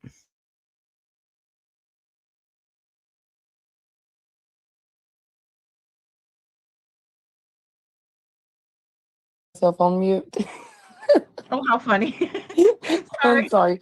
No, I was saying that I was just looking in the comments, excuse me, where Matt was saying he wanted to defend his family or what have you. I believe right now is Jessica's turn for like the 5th time that we've said, not to be disrespectful, Matt, but she needs her voice to be heard. We're going to give her a chance for that. And I'm going to, we will talk about Matt later, in my opinion. So this is a little over an hour in. And like I said, throughout this live, they're like wanting him to answer questions, but they're also trying to silence him. They're being very rude to Matt and to the rest of the family, in my opinion. I think that was definitely uncalled for. I understand that you want Jessica to have her voice, but what part of a voice can she have? She's only came into Devlin's life approximately when he was 18, and so let's say a year. How much inside information did she really know? How much about Devlin did she truly know? Not much, because it was a constant, I don't know, ask Matt, I don't know, I can't tell you. Matt could answer that better. Matt would have to answer that one, I don't know. It was a constant back and forth with that. Not guiding him as a parental figure. Exactly. That was my big thing on it. It's like you're not telling him not to do it. So they later on said that it was about Devlin, which I fully agree with on this. I don't know that I fully agree with how they said it, but it is about Devlin. So let me play this out. On this, Yeah, go for it, girl. at, Please. at the end of the day, it's not about the Tate side. It's not about my side. It's about Devlin's side. Where is Devlin?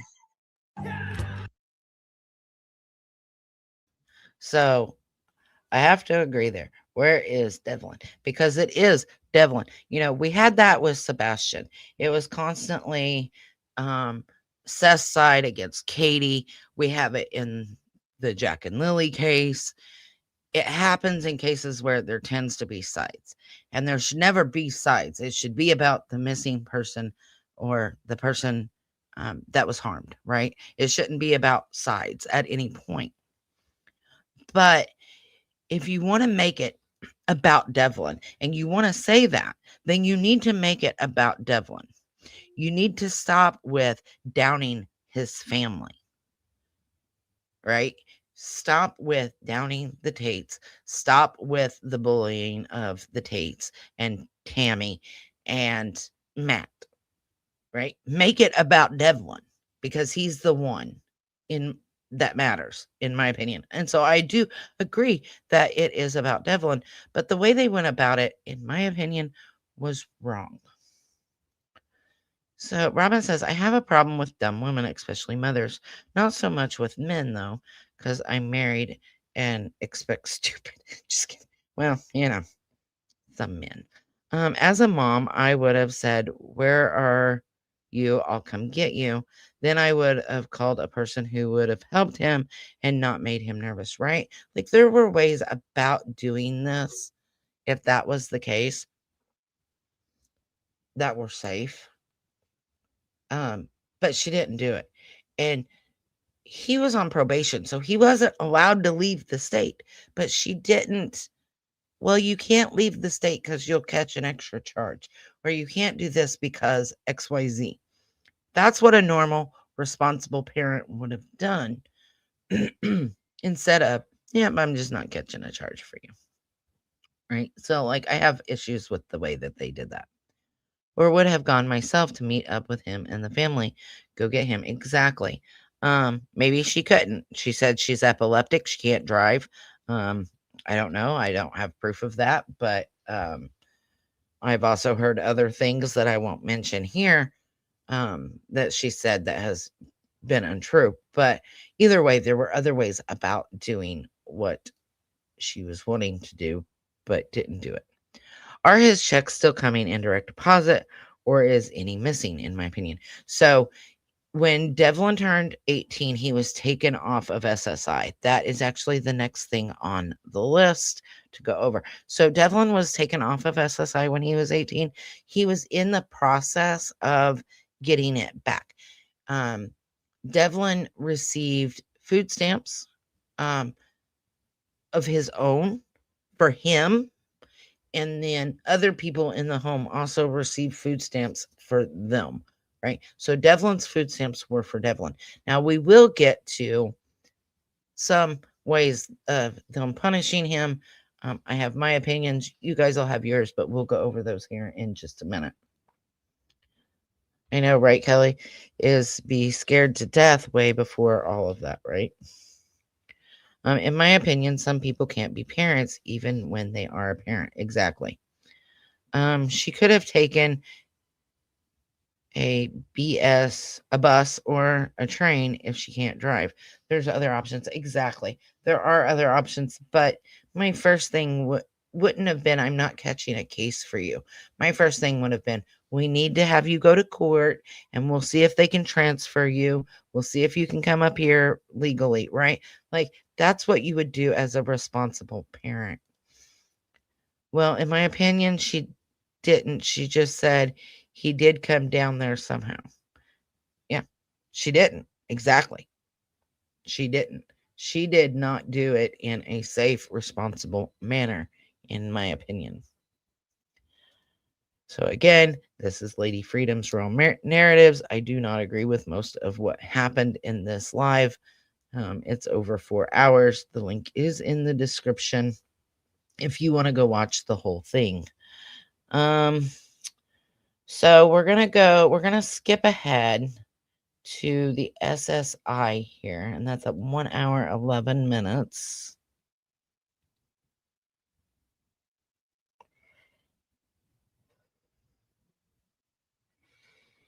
Okay, so let me go here. All right, give me just a second. Oh, where's my mouse there?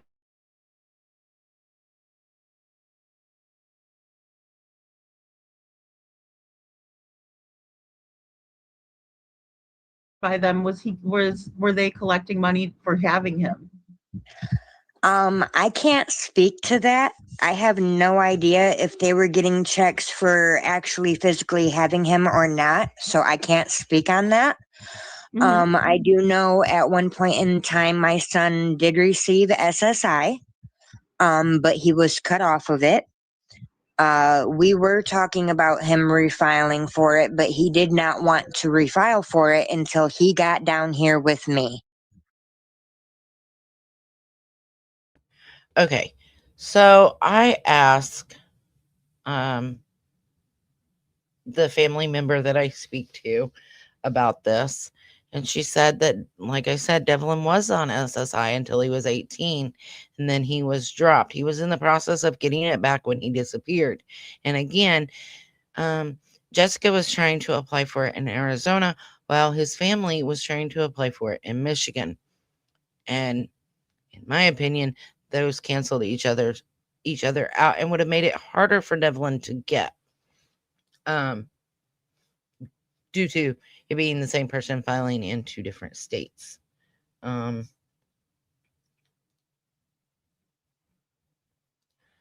So, yep, anyone can make a baby. It doesn't mean they can be a good parent. Exactly. Anybody can lay down and have a baby. It takes a lot more to actually be a parent, and it takes even more to be a responsible parent. Sadly, with these cases, we see it time and time again. Exactly. We really, really do. The Wells case, it seems like there was some shoddy parenting going on. Sebastian's case, as far as Katie and Chris Proudfoot, in my opinion, was some shoddy parenting going on. With Jack and Lily, Malaya and Daniel had some shoddy parenting going on. And here we are again with Devlin. And in my opinion, as far as Jessica goes, you have some shoddy things going on. And I won't refer to her as his parent because she was not. Sandra Tait and Bill Tait were his parents.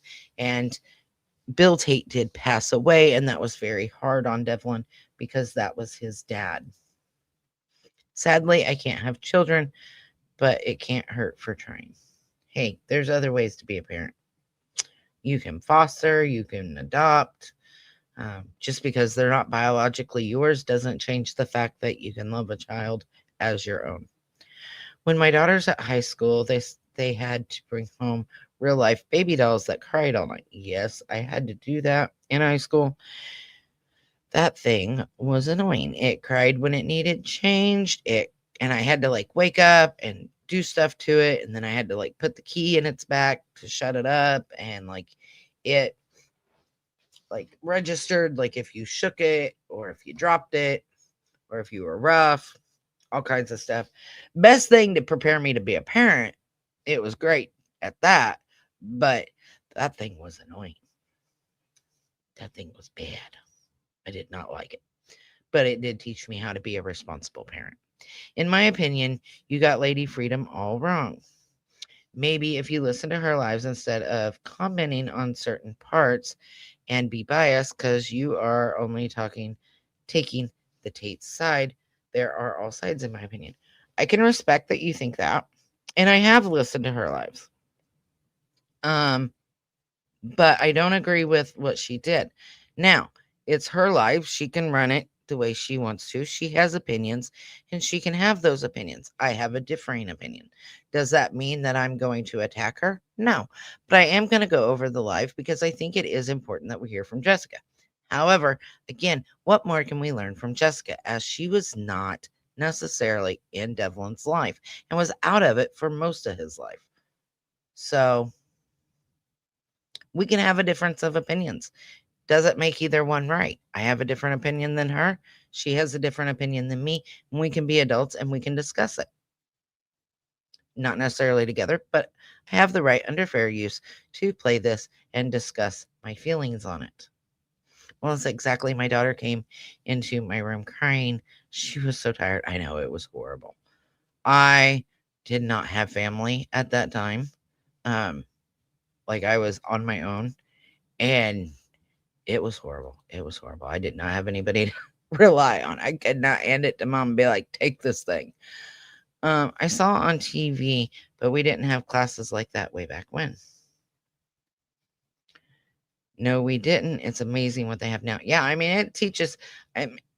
Like my sister, when she was in school and she had to do that, she had a sack of flour.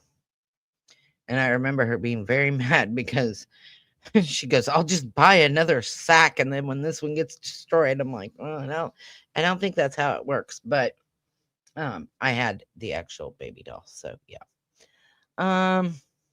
So we're gonna skip ahead to 111 57.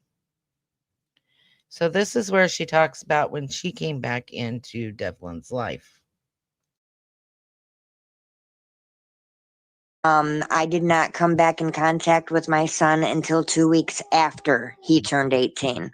So I have Right. no idea when his SSI officially got cut off. I cannot speak to that. And I will give it to her there. She was honest. She's like, hey, I don't know. I can't speak to it. So Devlin was removed from her care right after he was 1. And 2 weeks after he turned 18, she came back into his life. So again, that's a really long period of time to be out of your son's life. And I understand as a child the Tates not wanting him her in his life, whether it be for confusion or not what they thought was not good parenting. I don't know what that reason was. But when Devlin turned 18, he obviously found some way to reach out to her, and they started having some sort of relationship as a biological mother and son. Now, he went missing right before his 19th birthday. She found out from Matt that Devlin was missing, and then she had later talked to Sabrina, who also said that. We're going to skip ahead to where some of the rumors now start, where she basically again starts pointing fingers. So let me skip ahead to 114. 53. And I'll play that out for just a minute and then we'll talk about it. I have a slight fear of the dark, but I mean, when you're spending nights outside because you're getting locked out of the house and because you don't want to be there, he's not scared of the dark. Wow. So Jessica says that Devlin was locked out of the house. And that at first she said he has a slight fear of the dark, and then he wasn't afraid of the dark. So which is it, first of all? Now, I reached out to family and I asked, was he ever locked out? Did he have a key to get into the home? And I was told that Devlin was never locked out of the house. And in fact, he broke in one time when nobody was home.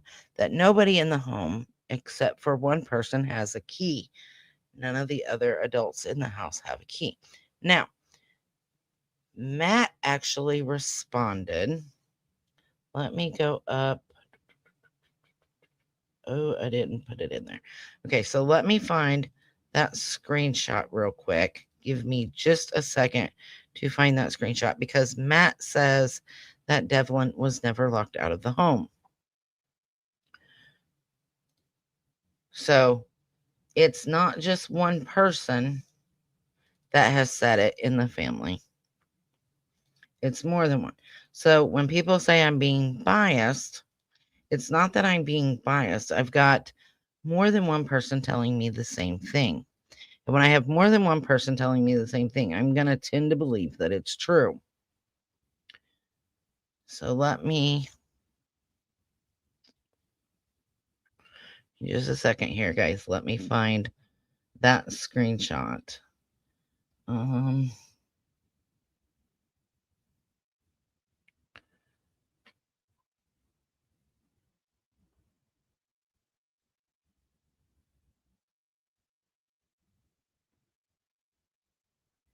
Okay, so that's the CV.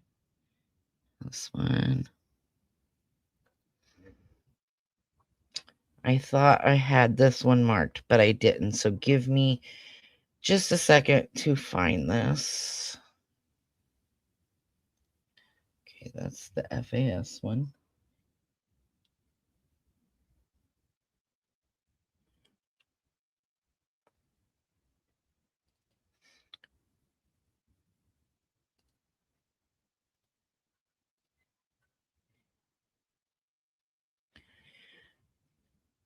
Okay, so in one of the chats, let's see, that's 168.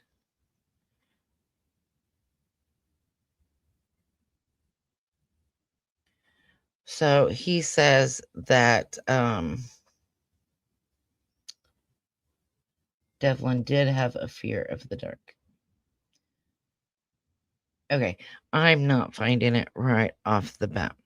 But it was said in chat that by Matt that Devlin was not ever locked out of the house.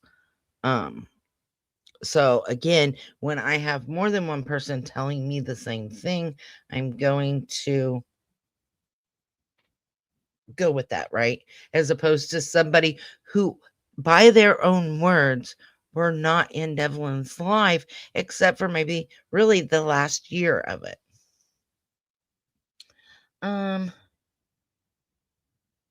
So at 11 o'clock, law enforcement pinged Devlin's phone, and it was pinged outside of, well, over by the trailer park where his Parra Pro had lived. We know that Devlin dropped out of school his senior year.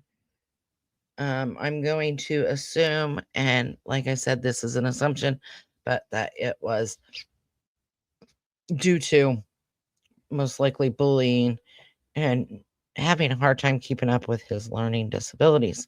So we're going to skip ahead here to 119:13, and this is where it starts getting into more of disciplinary and what people didn't think. And I know that Jessica had an issue with this, and I know that from what I understand, Lady Freedom's Raw Narratives had an issue with this. I will give you my thoughts here in just a minute.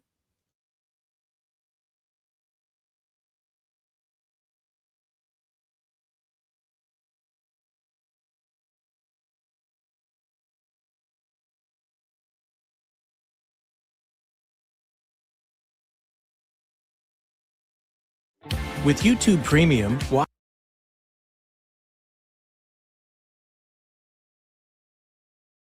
He helped out around the house, and unless he helped purchase the food, he was not allowed to eat with them.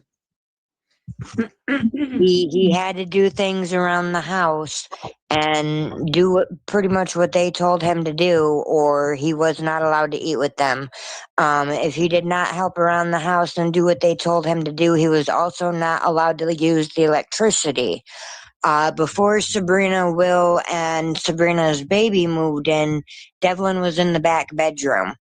And when Sabrina and Will moved in with the baby, Devlin moved into the living room.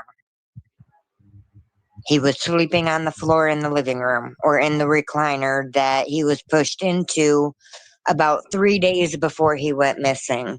No, sorry, 4 days before he went missing, because 3 days before he went missing is when I confronted my mother-in-law about Sabrina pushing him into that chair, which rumor has it, allegedly now that chair has gone missing.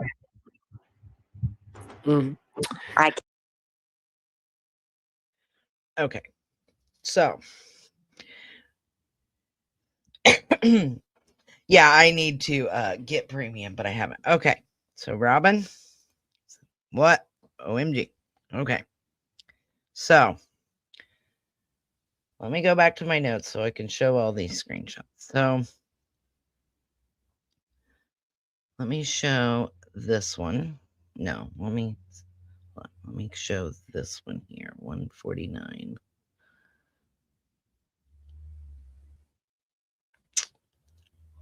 And this is Matt in the chat. He said, yes, he slept on the floor, but he was never pushed into a recliner as it was gone, and a love seat was there. So that chair, and we'll go back to it here in just a second. Again, if I've got more than one person telling me something, I'm going to kind of go more with it as opposed to somebody who wasn't in the house. Now, again, this is Jessica's take on it. So, show that one. Okay. So, Matt is saying that he slept on the floor, but he was never pushed into the recliner as it was gone and a love seat was there. So, there was a love seat in the living room. That chair was not in the living room. So there's no way for him to be pushed into it. So let me show this one. Devlin bought and fixed his own meals until he spent all of his EBT funds. Okay. So there's several screenshots we're going to go over on this one, and then we will discuss it. So 177. I bought food, and he went to Nana's Market Food Pantry. So this is as far as him eating, right? Because she's saying unless he helped out around the house, he wasn't allowed to eat there. He was made to sleep on the floor, all this other stuff. So when he lived here, I tried to fix family meals. It isn't always possible. So let me show. Where was...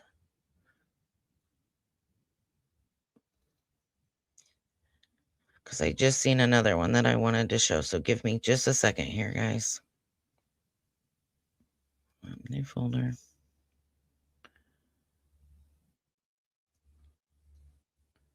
Let me make this a little bit bigger so I can actually see it.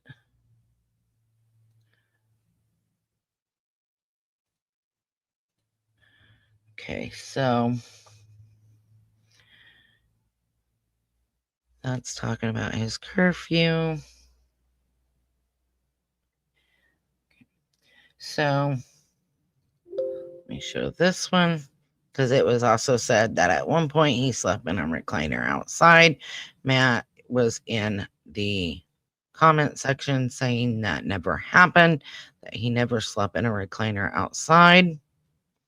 That remember, he was never locked out of the home according to the people in the home. Oh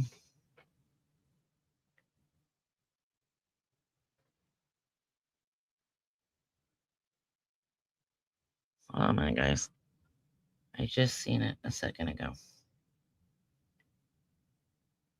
So his curfew was 10, and that was set by his probation.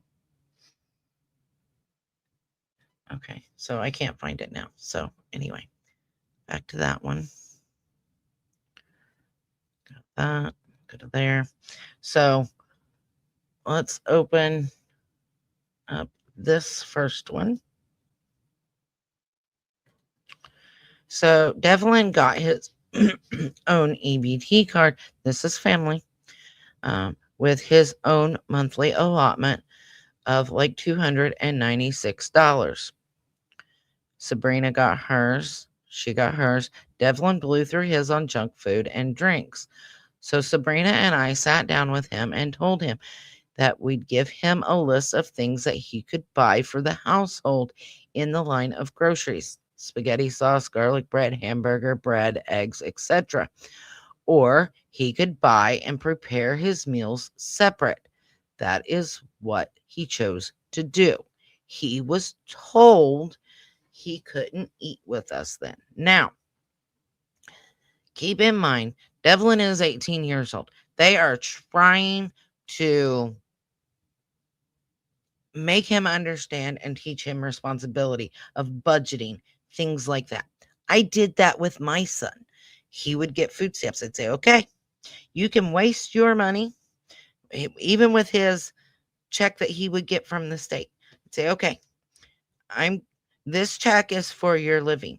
So I will take, he was getting over $300. I said, I'll take $100 and you can have the rest. And your food stamps, you can buy whatever you want. However, I want X, Y, and Z, and then the rest is yours. And it was always something little, maybe 2 meals worth of food, and then I would prepare it. It's teaching responsibility. Devlin was given choices of what to do, right? So he had choices. And as far as the electricity went, because I had sent her a screenshot and I said, can you explain any of this? She said, and as far as the electricity went, I told him since he wouldn't so much as lift a finger to even take out a bag of trash, then he couldn't charge his phone. That is no different than you taking away a child's phone. That is no different than you taking away their gaming system or taking the cord to it or taking the TV. I see no difference in this. And again, I might have an unpopular opinion I might be of the unpopular opinion. You guys tell me. What do you think? Because I think at this point, they're just trying to teach him some responsibility. He wasn't working. I was paying the electric. I thought it would teach him some responsibility, but it didn't. Well, everyone said it was a new form of child abuse and I should have been charged with it. I don't agree with that. I think she's trying to teach him responsibility. As far as him sleeping in that recliner went out long before he ever disappeared when I got the love seat, either in January or February. She had said this before, and I remembered her saying this. Her story has not changed. And when he went to jail is when Will and Sabrina moved in. So let me go to the next screenshot here.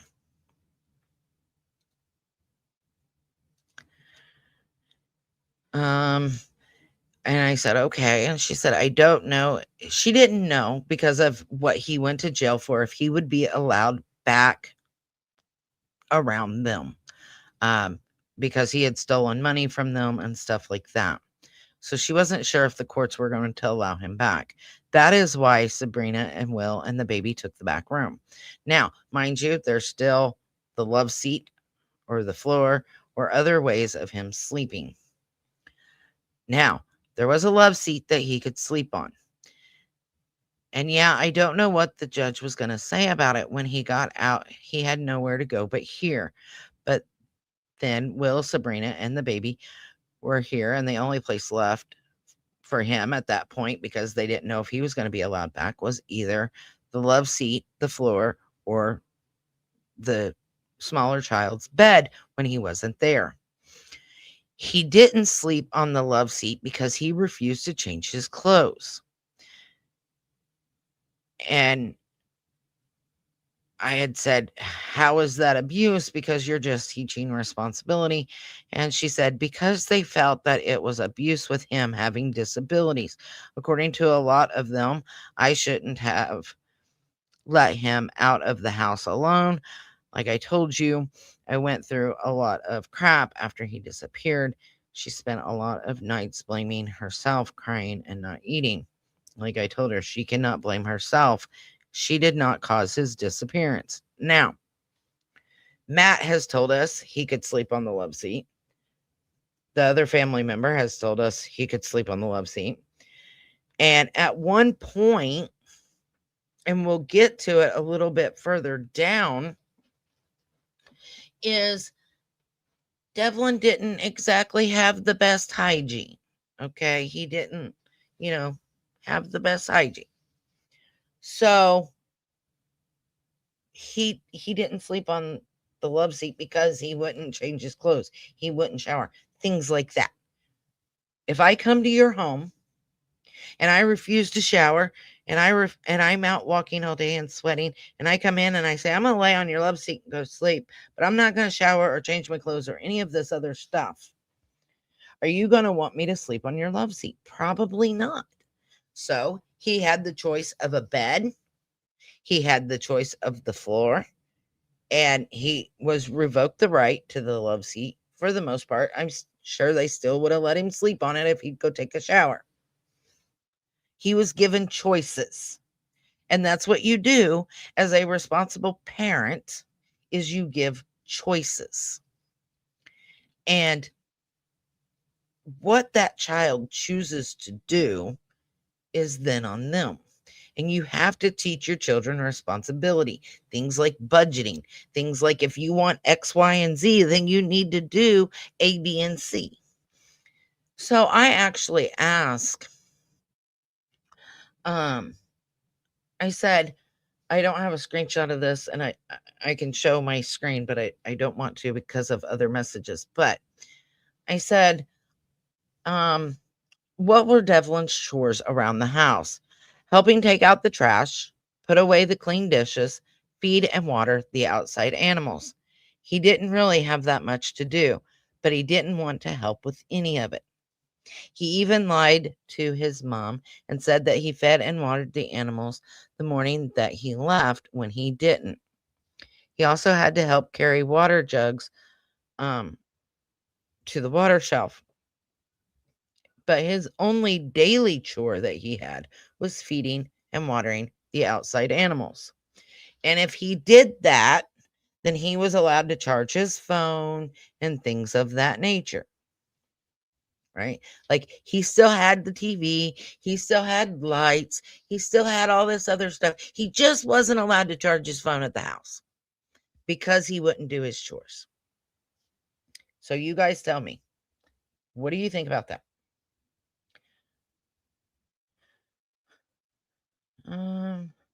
If you don't teach your children responsibility, they turn out like Daniel. Exactly. And in my opinion, and I may have the unpopular opinion here, that's fine. But in my opinion, they were only trying to teach him at least the modicum of responsibility. That's all they were trying to do.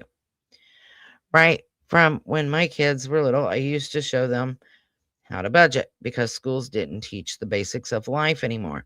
I would show them what I'm doing with the shopping list and etc. And that's, like Matt said, he had his food stamps, and when he would run out, he would go to the food bank or Matt would cook meals. I also know that even if he was out of food stamps, they provided him bread and peanut butter and things of that nature to eat. But if he wanted other things, he had to help pitch in. And I don't think that that was too much to ask. I really don't.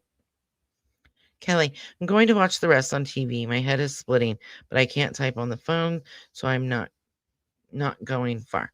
All right, you lay down and try to get some sleep.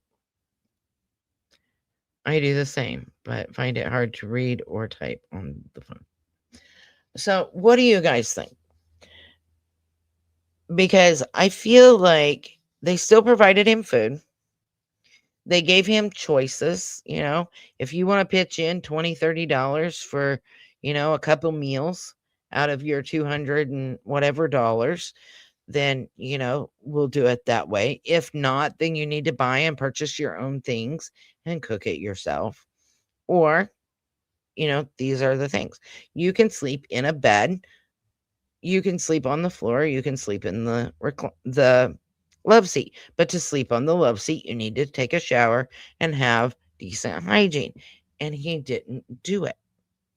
So, what do you guys think? Is that a form of abuse? Because I do not think that it is. I think they were simply trying to teach him a modicum of responsibility. So, you guys tell me while I look at this and see where we're going to go next.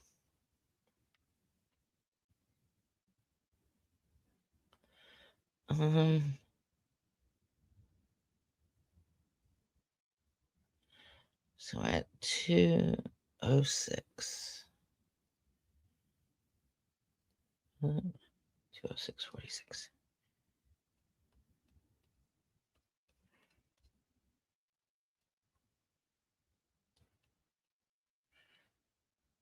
Okay. So Robin, you said no, not in your opinion. Okay. So maybe I'm not the unpopular opinion. If you guys think it is, then tell me. But I really honestly feel like they were just trying to teach him some responsibility. So the next thing we're going to talk about is it was said the family did not want Tupper Lake searched. So let me go to that. Give me just a second. So I was told, and this is all hearsay, but I was told by different parts of the community that there were certain parts of Tupper Lake that the family or whoever did not want searched. I cannot verify whether the entire lake was searched or not. And like I said, what I just said is all hearsay. So, supposedly, in a community that she doesn't live in and hasn't lived in forever, is telling her that the family didn't want Tupper Lake searched. Now, Tupper Lake is pretty good sized lake near the home, and I will pull up the response to that. Give me just a second.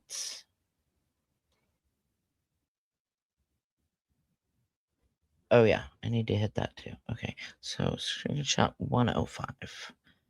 So let me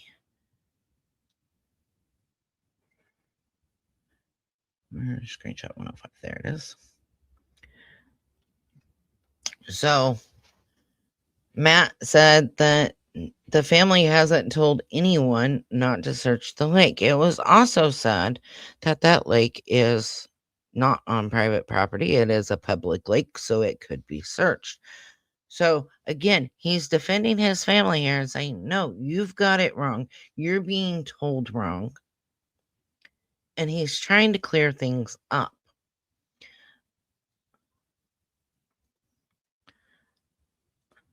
I was a strict mom. My hubby was easier going, but we worked together to teach our sons right from wrong. Right? Now, let me ask you, Robin, did you ever take away your child's tablet or computer or cell phone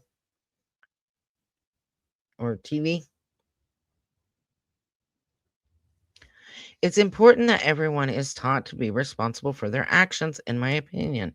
To teach your children that is valuable. And Robin says, yes, exactly. They weren't trying to be abusive because it's not abuse, first of all. They weren't trying to be mean, in my opinion. They were simply trying to teach Devlin to have some responsibility, to budget. If you want this, you need to do this. No different than if I wanted spending money as a child, I had to dust the house and vacuum. And then I would, at the end of the week, if I did all my chores, I would have all of my electronics or all of the things I wanted. I would have TV time. I would make $5 or whatever my allowance was at the time for spending money. There's no difference in that. There's no difference in taking a phone completely or saying you just can't charge it here. Now, let me expand on that. Devlin was known to go walk around town, right? So you want him to be safe. He calls you and tells you where he's at or when he's coming home, yada, yada. He uses it to communicate with other people. Maybe he uses it to listen to music because he liked music. So instead of taking away the phone completely and saying, well, you just can't have it, it was, okay, we understand you're an adult. You're legally 18, but since you didn't do your chores, which really weren't that much, seems like to me, mostly just feeding the animals, that you're not going to charge it here. Could Devlin have snuck? I mean, did they turn off the power? No, they didn't turn off the power because they needed power, right? So could he have snuck when everybody else was asleep in the living room and plugged it in and charged his phone? Yeah, probably. But did he? No. He went to the laundromat and other places to charge his phone. He came up with a plan. He still had his phone. They didn't take it completely. They just said, you're not going to charge it here. And they said it. They did not physically prevent him from charging, right? Let that sink in. He had enough respect for the rules to say, yep, I screwed up. And because I screwed up, I will go to the laundromat or elsewhere to charge my phone because I didn't do what I was supposed to do. They didn't shut the electric off. They didn't put him in a room where he didn't have an outlet. None of that. And he had options of other places to sleep besides the floor. But because he wouldn't take a shower and had bad hygiene, which we're going to hit here in just a second, then he chose to sleep on the floor. They need to earn luxuries. Exactly. And a phone is a luxury. They still fed him. The boy ain't malnourished. You can see it. He is not malnourished. He's not unfed. Did he go to the church and eat? Sure. Maybe he liked what they had. Maybe he just didn't feel like cooking that night. Whatever.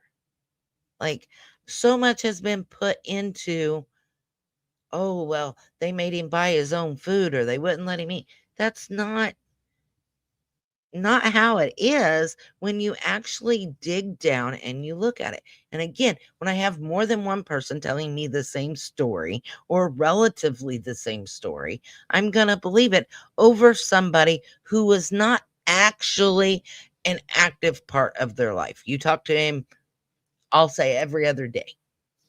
Let's even say every day. You got what, 15 minutes out of a day? 30 minutes out of a day? Like, you weren't physically there. And this is all in my opinion. I understand other people have different opinions. This is mine. And again, fair use. I'm criticizing and I'm talking about what the biological mom is saying. Yeah, you don't want your kids to have an entitled attitude. It doesn't do any good for anyone. Exactly. Exactly. I had to earn my luxuries. Exactly. And that's what they were trying to teach him. Now, I keep saying Devlin didn't have good hygiene, so let me go back. We had already seen that screenshot, but let me go back here and let Jessica tell you herself. And that was at 2:02. So we're going to go back just a little bit here. And I'll play this out.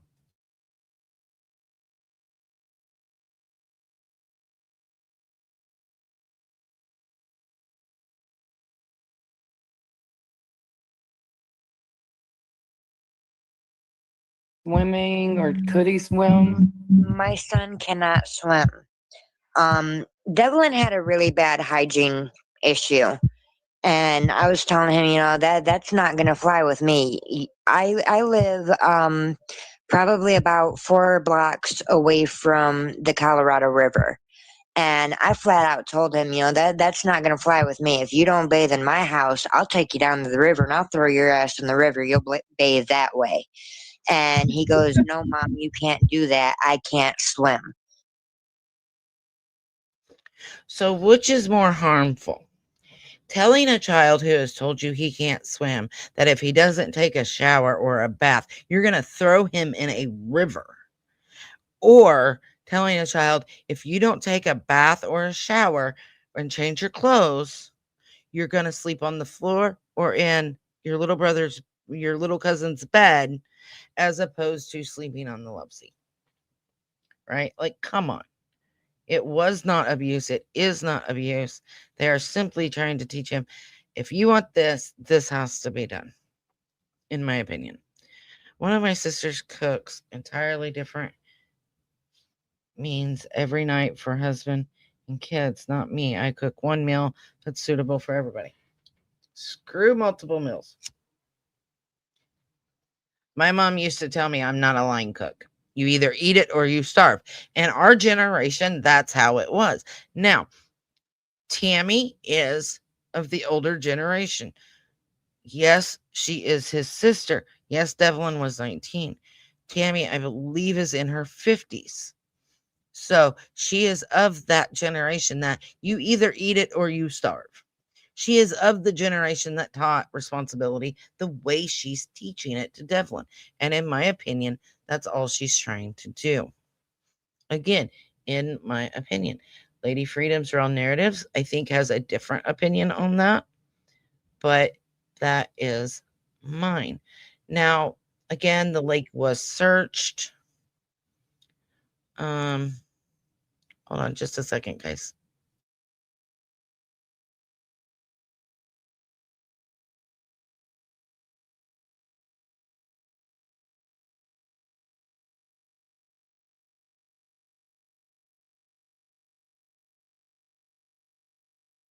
Okay, sorry, got a message. All right, so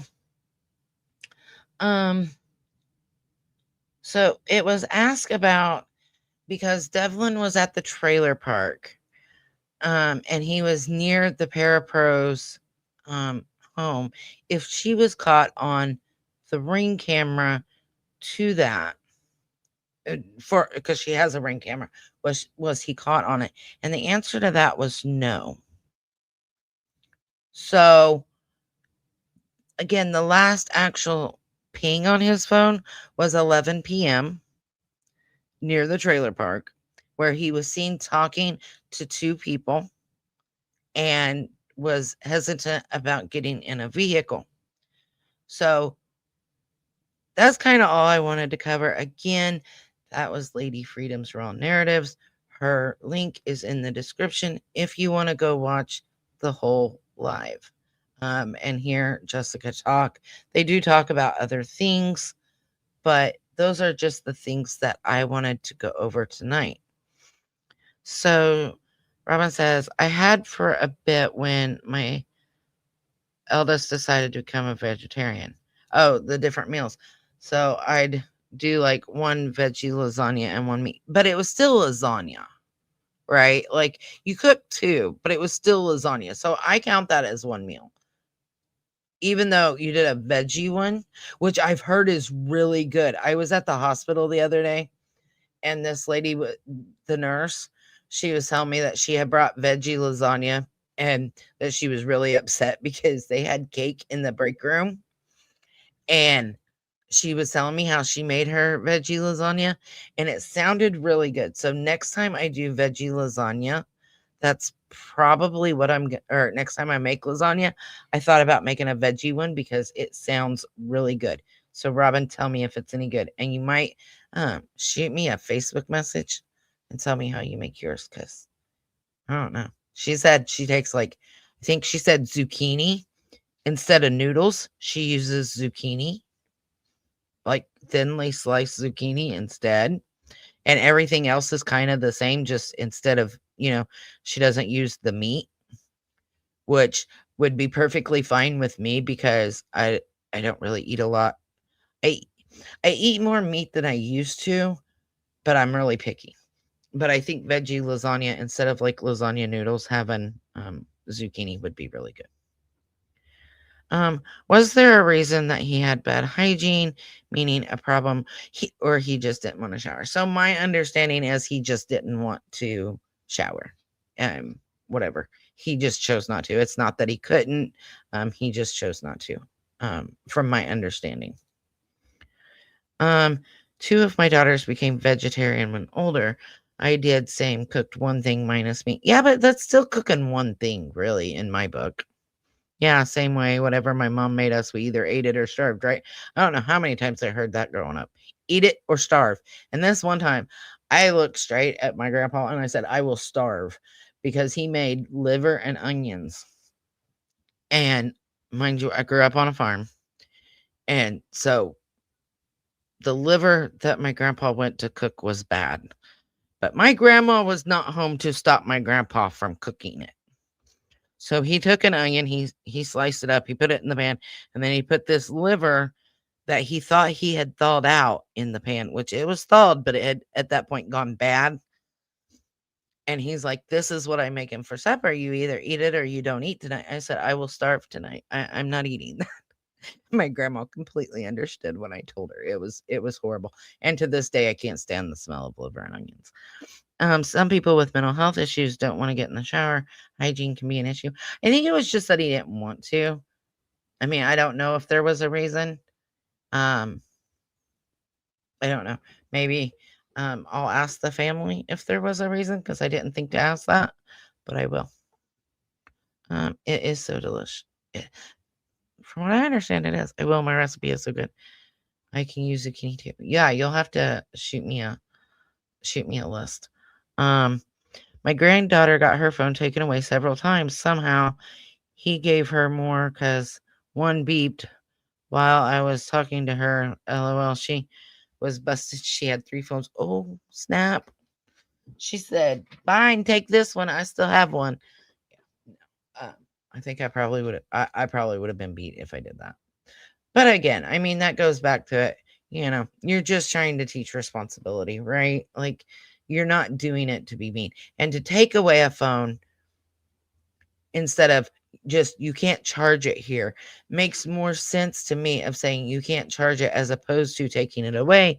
Like I said, since he walked around town and was gone a lot, for safety reasons, um, things like that, I think that was the more responsible way to try to teach him some responsibility. Steak and potatoes every night, I wish. Yeah. If it's good steak. I love steak and potatoes. But it's got to be cooked good. If I've got to use steak sauce, you need to learn how to cook.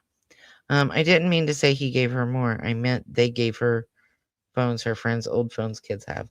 Yeah, they have a way, right? Like, they're going to find a way. I hated liver and onions anyway, but eating it right. It was bad. It was really bad, let me tell you. I will eat everything, but try to feed me a turnip and I'll smack you with it. I don't know that I've ever ate turnip. I don't like radishes and stuff like that, so I don't think I'd like a turnip. I love liver, just got to know how to cook it. Yep, no, I can't handle. I've had liver and onions since, but it's definitely an acquired taste, and it's not something I like because it brings back that smell. Like, even though you can cook it perfectly, but my brain still smells it the way Grandpa did it. And I was like, nope, not for me. That was a horrible thing to say about the river, in my opinion. I agree. There were other ways to have said it, in my opinion. But again, it goes back to, that was her way of teaching him responsibility, right? Like, that was her way of saying, well, these are your choices. You're going to take a shower, or you're going to get thrown in the river, right? Like, I get it. Like, mentally, I get it. But I don't agree with the delivering of it. So, fry liver with bacon, yummy. Never had it that way. But anyway, guys, that's what I wanted to go over tonight. Remember to, let me remove this. Let me go back here and put Devlin's flyer back up. So, again, this is Devlin Tait, who went missing from Lake Odessa, Michigan in April of 2025. He was last seen at Carl's Supermarket. Now, it has been told to me by the family and on other videos that I've seen. I think Lady Freedom put it on one of her videos too. He bought snacks and a drink. I think it was another video that Jessica was talking, maybe. I don't know. It was another one of her videos, but he bought snacks and a drink at Carl's Supermarket there in Lake Odessa, Michigan. So, I don't know. Everybody has a different opinion on what's right, what's wrong, what's the proper way to give parenting or give options to children, right? And yes, at this point, Devlin was 18, so he was technically an adult, and he did go to court and was deemed as an adult, that he could make his own decisions, right? So he's had a job. He's not nonverbal or somebody with severe, like super severe learning disability, right? And he was given choices. And in my opinion, you got A or you got B. Which way are you going to do it? And he made choices. But he deserves to be found. He deserves to be brought home. I pray for his family. And, even though I disagree with Lady Freedom's raw narratives on some of the things that she says, that doesn't matter at the end of the day, because at the end of the day, all it is bringing awareness to Devlin, keeping his name out there, keeping his face out there, and trying to bring this young man home. That's it. What I say, my opinion, what Jessica says, her opinion, nobody else matters except for Devlin. Devlin is what matters, and bringing Devlin home is what matters. And you can be an adult and disagree, but Devlin's what matters in the end. So thank you for being here tonight, guys. I do have Devlin's poster on my community page. So if you could maybe hop over there and give it a share. So we're going to get out of here for the night. Thank you, guys.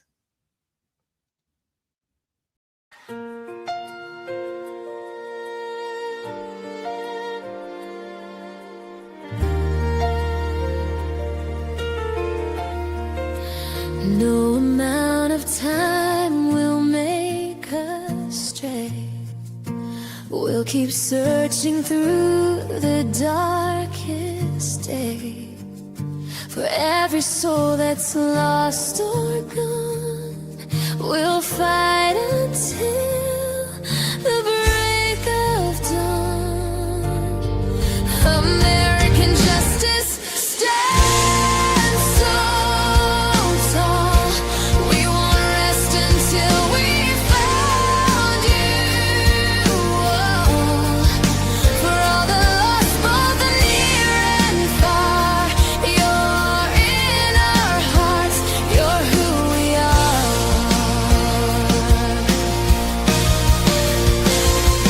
Through the nights and through the pain, we will say your name again. Every step we take is true as we continue to search for you.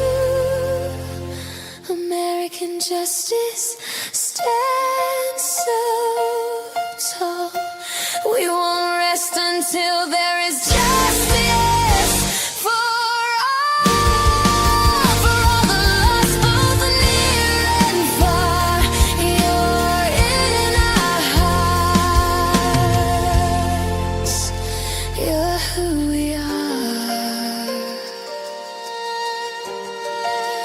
We will continue to pray until you're home to stay.